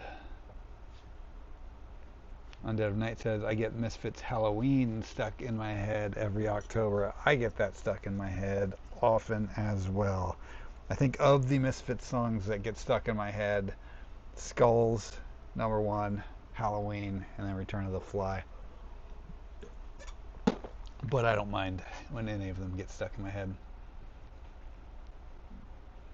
Jennifer says, given how frequently we had to practice stop, drop, and roll in elementary school, I was completely unprepared for the 0 times I have been on fire. Yeah, that's true. And yet, and she follows up, they should do lizard drills just to mess up another generation of children. Yes, it's true. But I guess in the event that you are on fire, now you certainly know what to do. Or do they still teach kids stop, drop, and roll, or did they just give up because not enough of them were setting themselves on fire, so they figured it was a waste? So if we're going to teach you guys how to get over this, you're going to have to start setting yourself on fire more often to make this training worthwhile. So maybe they just gave up on it. I don't know. I don't have a kid, and so I don't know what they're teaching in school these days. Hopefully it's face-bursting lizard preparation. That would be very practical, especially if you're considering going into clowning, because lizards in particular are drawn to bursting out of the faces of clowns, as I have clearly illustrated here in this painting. It's more of a public service announcement type painting. Watch out for lizards if you're a clown.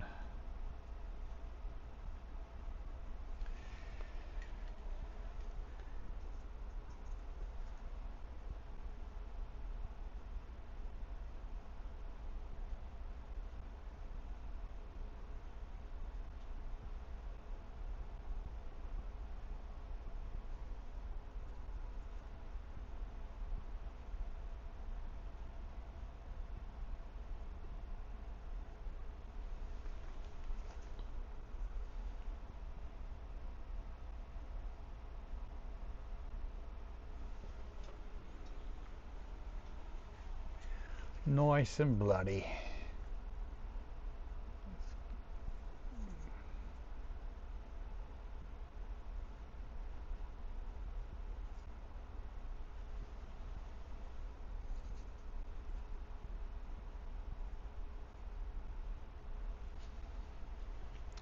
I also hate it when you're just letting a rat chew on your lip and then they just shove their tail in your eye.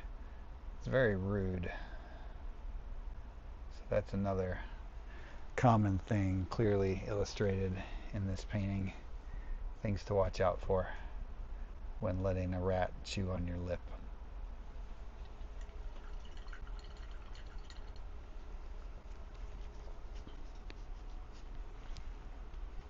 All right, let's fix up this whole quadrant here, and then we'll come down and work on the rat. Oh man, it's almost 9 o'clock already. We've been going for almost 2 hours. Crazy. Time flies.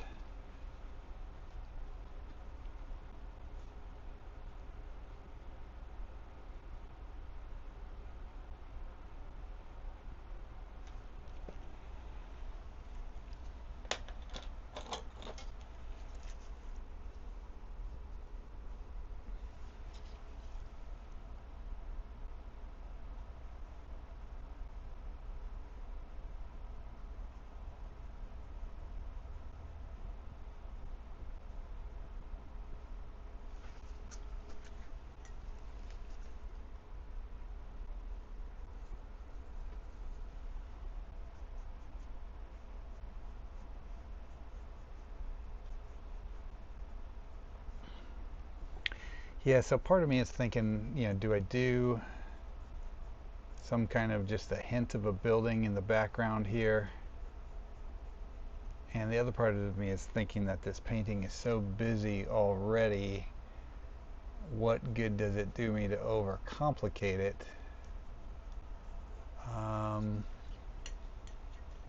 I don't know, but I mean, for now it's a mess. I mean, you can see there's just mottled color, so we're gonna try to even it out a bit and then make the call. I think we're gonna start with just throwing some of this dioxazine purple in the background,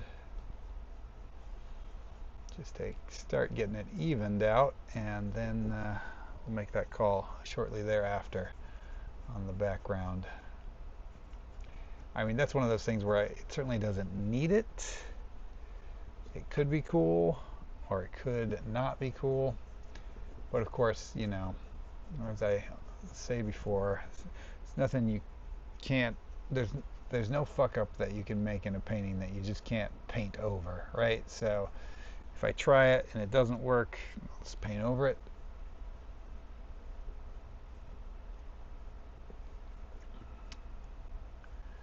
We'll see.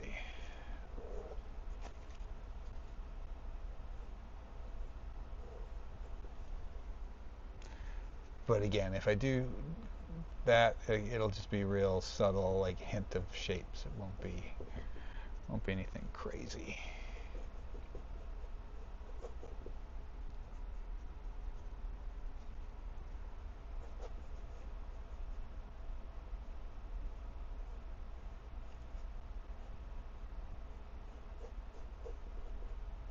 Oops.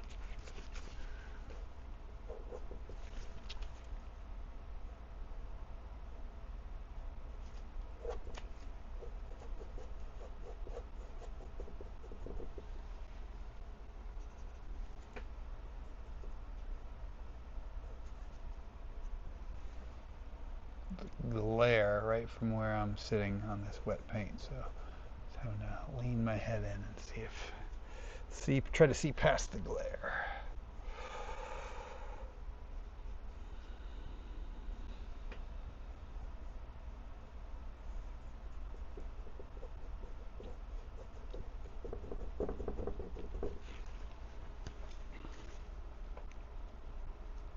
Yeah, I'm gonna try something, and this might not work, and then I'll cover it up if it doesn't work. But I'm gonna take a little bit of yellow and a little bit of my white,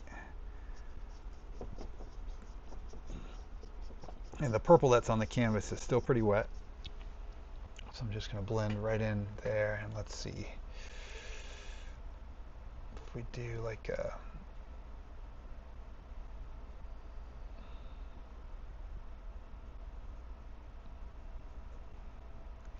trying to cut in some shapes here, which will imply there are some buildings.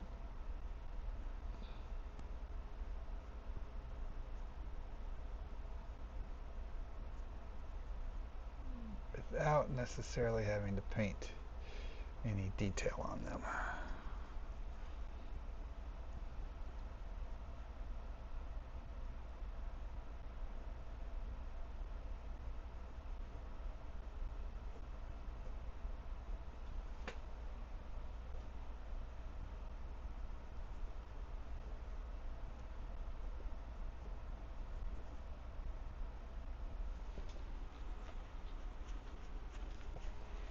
And maybe we'll throw like a little hint of a light in the window here or something on this tower. Yeah, real subtle. I'm gonna take a step back and see if that is working or not. Yeah, kind of working.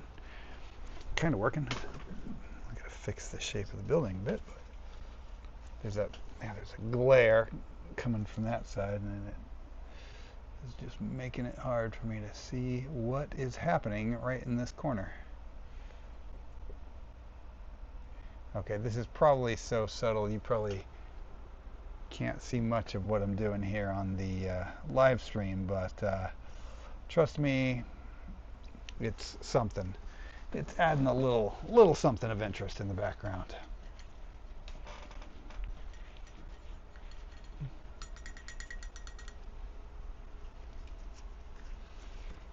Okay, so I'm just gonna touch his tail real quick, and then we're gonna get in and just give the rat a glow up. Do the same treatment on the tail that I did on the lizard tongue, which is just glaze in a little bit of crimson, and as that glaze is still wet on the tail,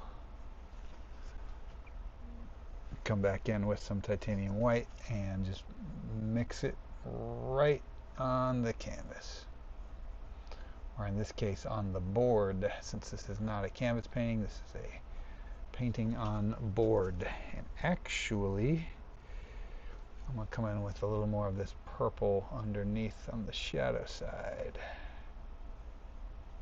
Okay, now take our white and just let it mix with those colors right there.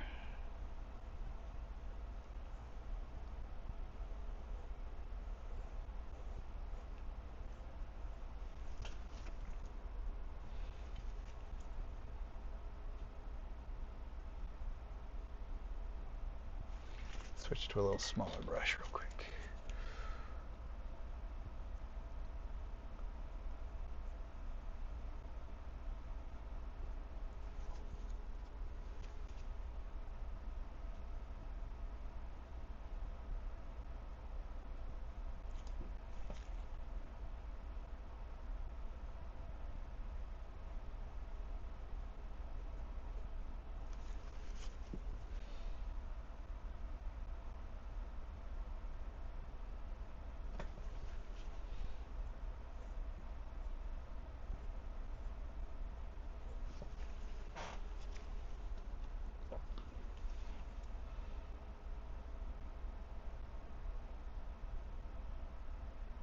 And I can let this tail get a little darker as it gets closer to its face.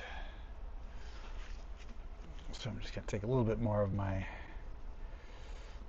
purple glaze and just bring that in there.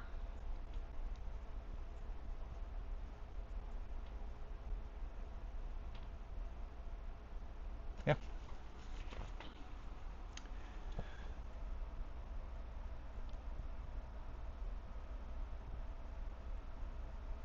Okay, I'm cool with that.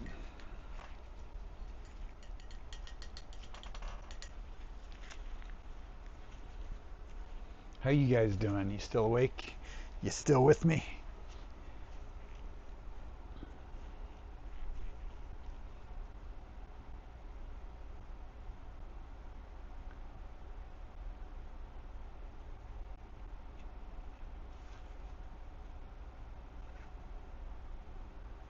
Undevnate says the palette looks like flowers growing in dark soil. Totally. Yeah. Yeah, I could just turn this into a still life when I'm done. Michael is going to sleep. Thanks, man. Thanks for tuning in. Appreciate you watching and submitting your mask to show off this time. Catch you next time. I need to just darken the inside of this a bit.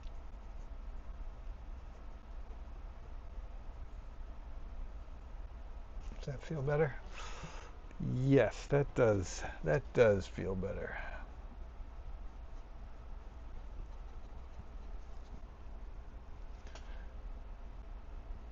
Okay.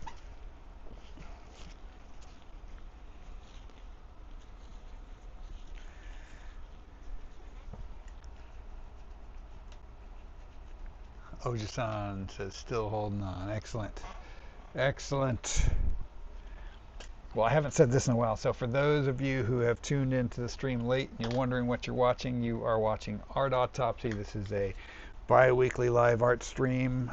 I am your host, Clint Carney. I'm a professional artist working in the film and television industry, do a lot of that stuff, as well as, showing in galleries and all that jazz. And every 2 weeks I jump on YouTube and make some art for your viewer enjoyment. I encourage everybody watching at home to make art right alongside me, and if you do and you have something that you want to show off to my audience, email me a picture of what you create to clintcarneycreates@gmail.com and I will share it on an upcoming live stream. It's time to bust out my massive brush supply again. I'm just looking for something very specific here that will do the trick. That one might, but it's also brand new. Oh, here we go. Yeah, that's what I'm looking for. Ugh.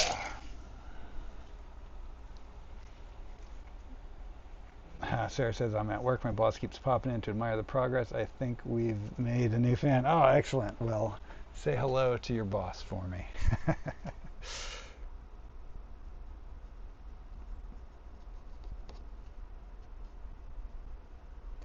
What do you do, Sarah, that you are at work at 9 p.m.?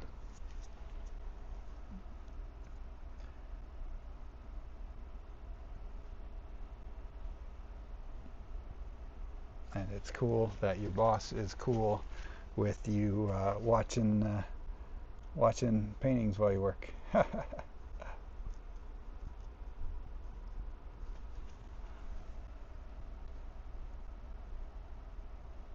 Or I guess chances are we're not in the same time zone, so it's probably not 9 p.m. where you are.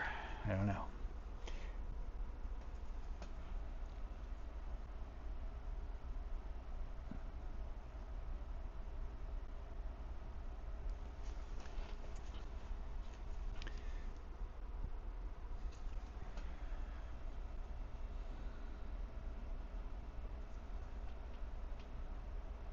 As I get older, my vision gets worse and worse. No shocker, but I do need to start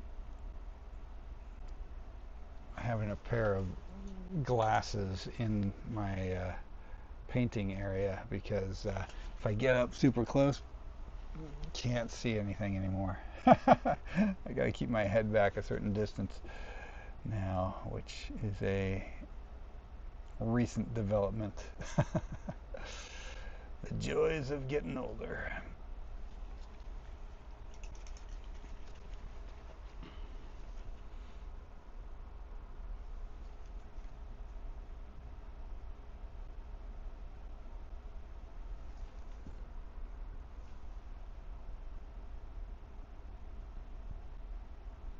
I still got to clean up that lizard arm as well. Don't want to forget about that.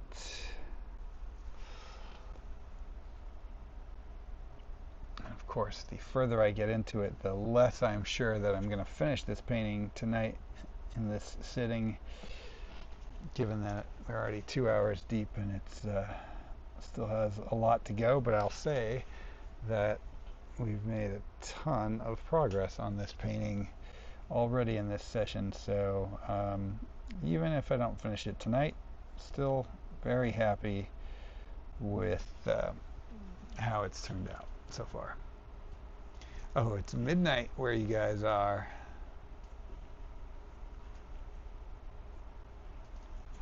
Necrotechnicon at work as well. Ojason Obscure says 41 is the magic number for reading glasses. Well, I'll tell you, I have passed that many years ago. Liz going to sleep. Good night, Liz. Thanks for watching. Yeah, no, I mean, I've had glasses for a while, but mostly for driving. But recently, this last year, I think I got reading glasses as well.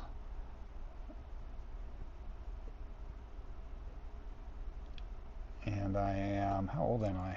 40, am I 47 or 48?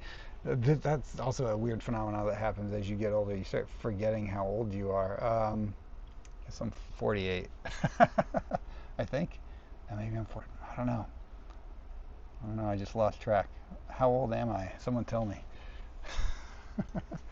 Old enough to need reading glasses. We'll leave it at that.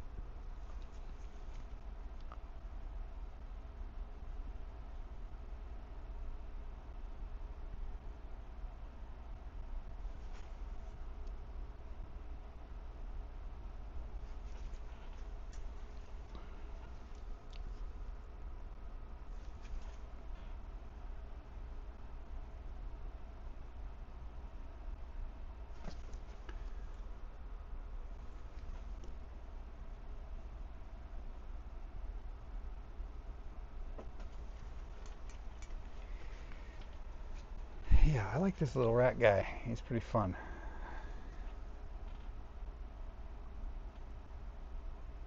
I do like rats, though, in real life as well as in paintings. They are pretty cute little creatures.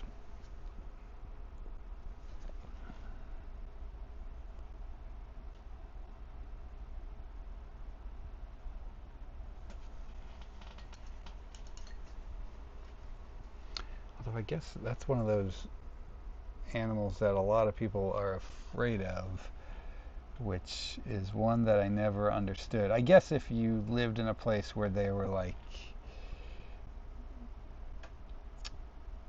more common and, spreading disease and stuff like that, then I could understand it. But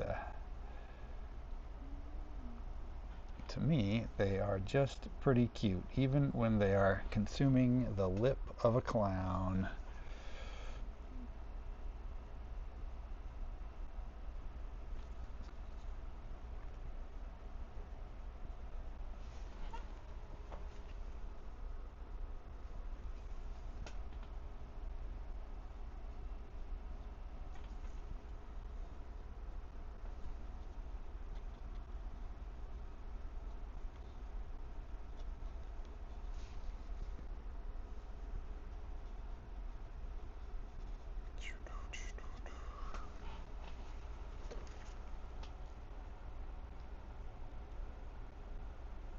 Count von Backelwolfing just turned 52. Well, happy birthday, Count. I'll be there soon enough. Sarah says, I miss having pet rats. Yeah, they're pretty cute. Rudy Soto stopped counting my age after I turned 23. Well, that's a good time to stop counting. I had to use my fingers to remember.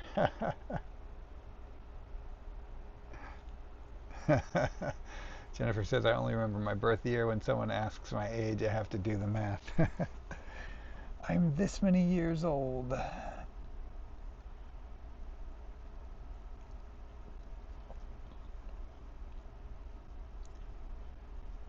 Okay, well, at least I'm not the only one.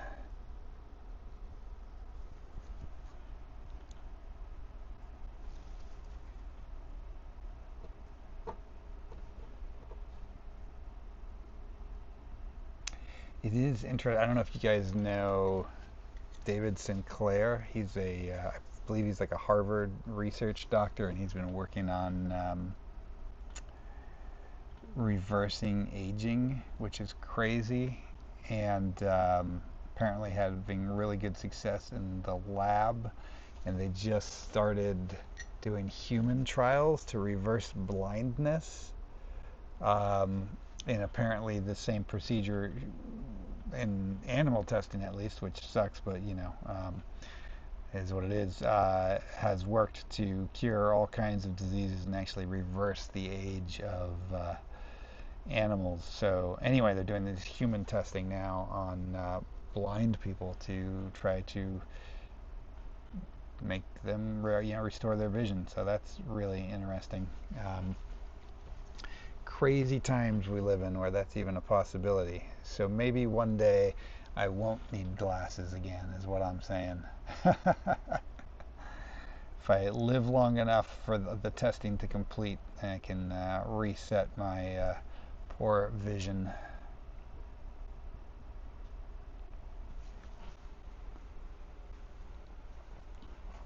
Yeah, I have a feeling I'm definitely going to have to come back and do another session on this because, for one thing, I don't think I'm going to get through this tonight like I'd hoped, but for another thing, his whiskers are going to overlap into these areas where I have some darker wet paint, and I don't want to do those whiskers over the wet paint because it'll just get muddy and won't help anyone out, especially not this rat. He doesn't want to have muddy whiskers, nor should he.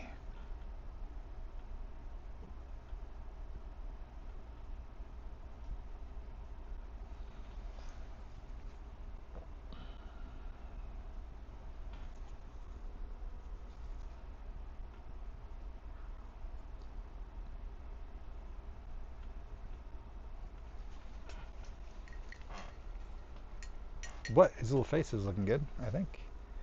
I'm happy with how his face is coming together.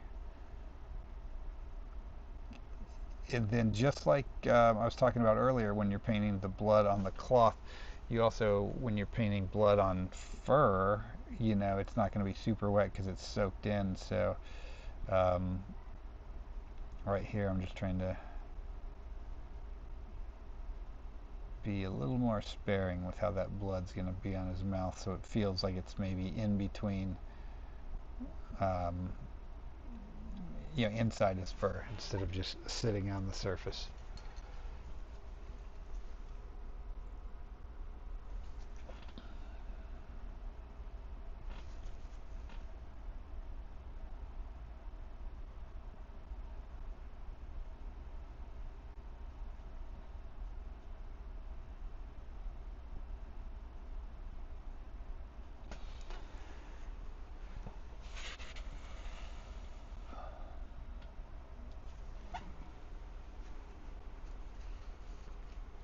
Yep, pretty stoked on the rat thus far. He's turning out nice.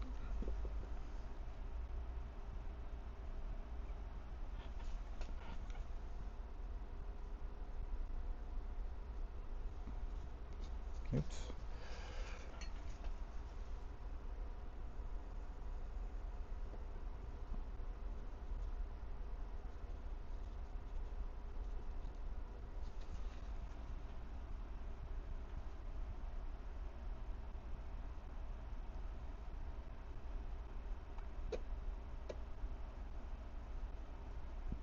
And of course, I'm not painting every little possible piece of hair or fur, that he has. I'm just kind of picking out shapes, trying to think about how the light reacts to just the shape of his fur and stuff. And hopefully, if I can get that somewhat natural looking, the eye, when you look at it, will just fill in detail that isn't really there.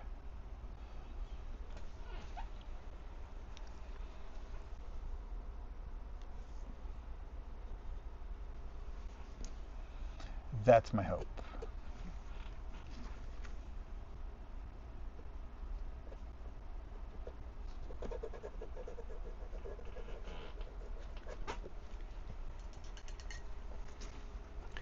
And of course, too, his fur has, it's not, I mean, the fur is white, right? That's the look we're going for. But within that, you know, we've got greens and purples and blues and,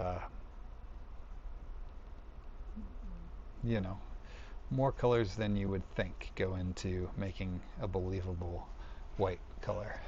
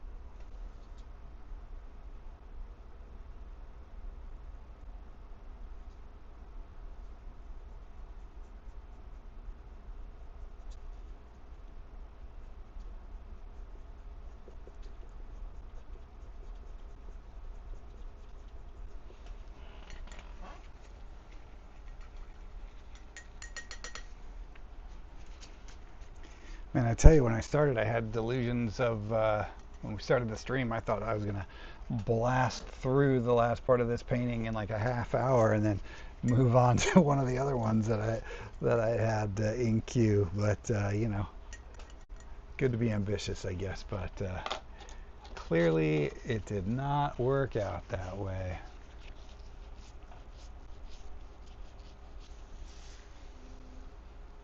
Sarah asks, are you going to use a cat whisker paint brush to paint a rat whisker? You know, I might, although I think maybe I might turn the whisker around because so that I can get an even thinner line with it. It is certainly a distinct possibility.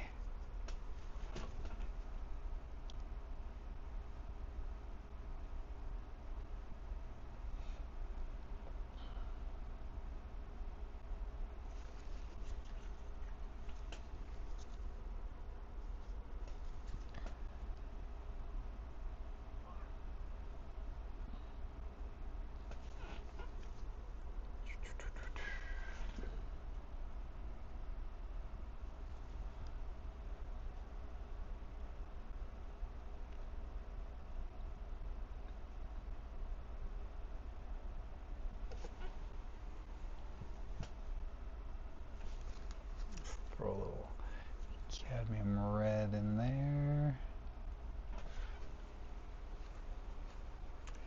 Did I just make his ear too big?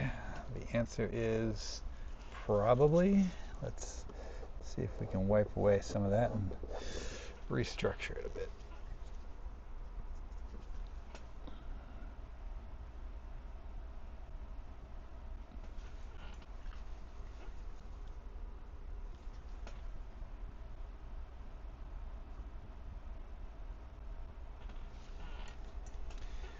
Now, come on with some more white and just paint over the excess pink.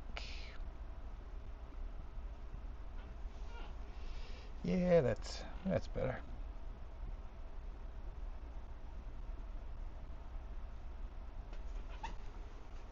Better-ish, better-ish. Good, not great.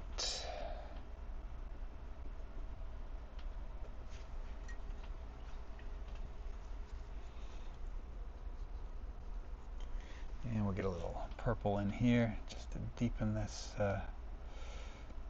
the hole in his ear.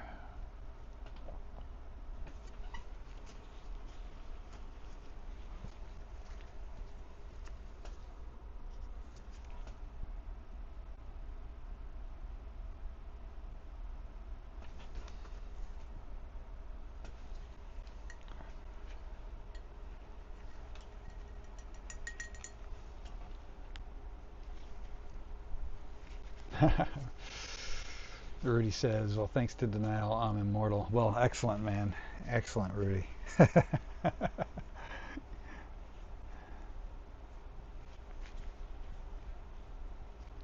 Jennifer says there should be a nice run of blood going down the chin from the rat bite. Yeah, 100%. In fact, that's going to be coming down here. I'm going to have some more coming down, I think, from here because it's, more lizard carnage. So yeah, certainly a lot of blood is going to be happening on his chin, and of course it's going to be coming down here, just soaking his collar. I know I want to do something extra with this lobster guy as well.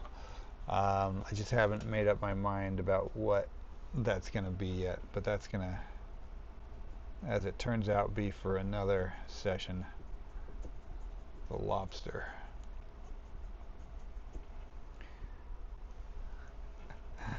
Or the lobster-like creature obviously has it's like a lobster but with stubby little lobster arms.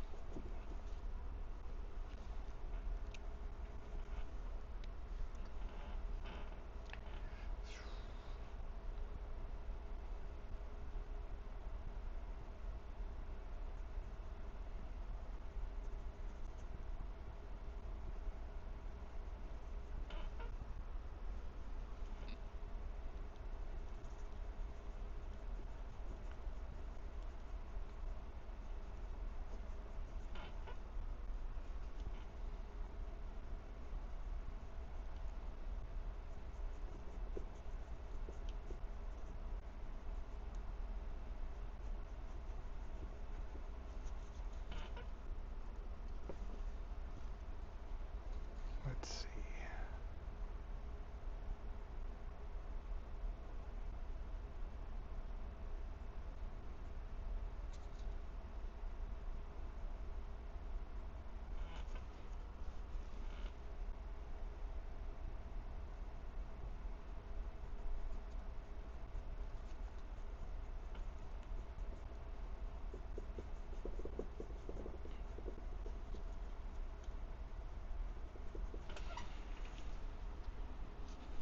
All right.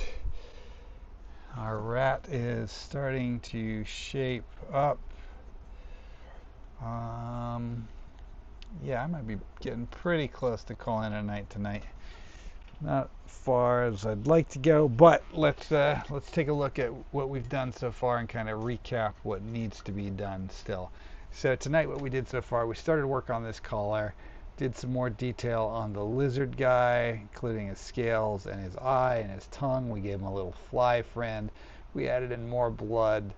We finished up this background. We did a lot more work on the rat, though not all of it. We fixed his teeth, fixed his nose a bit, some of his skin, deepened the shadow here to help the lizard pop out more.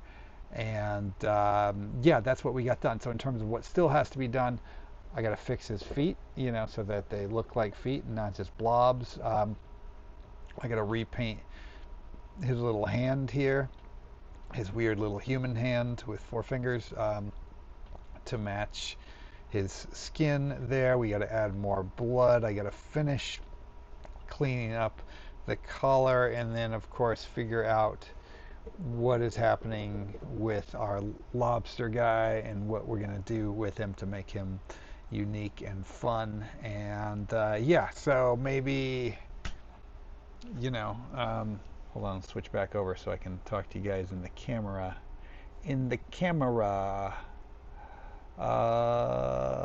There we go. Hey, I'm here. Maybe another session or 2 left on this, in spite of my best efforts to finish it in the sitting, but pretty happy with how he's looking. So if you scrub back through the video and look at it at the start of the video versus how it looks right now, I think it's come along. So looking pretty good. Feel real good about my chances of finishing this guy in time for the hyena horror market. And then again, I've got 2 or 3 other ones I'd like to get finished before then as well, but we'll see how time plays out. The main thing is finish this guy, finish my mask, and then get the Dry Blood book ready to go for that horror market. Yeah, and then we'll be in good shape. So with that, I think I'm going to sign off. And yeah, just want to say thank you guys so much for tuning in, for spending your Thursday evening with me. I hope you guys got something out of it.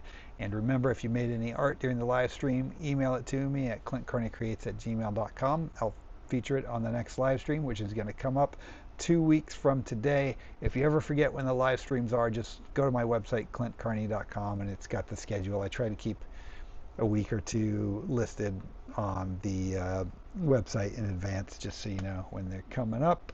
So thank you guys. Have a wonderful night, and I will see you on the next one. Take care.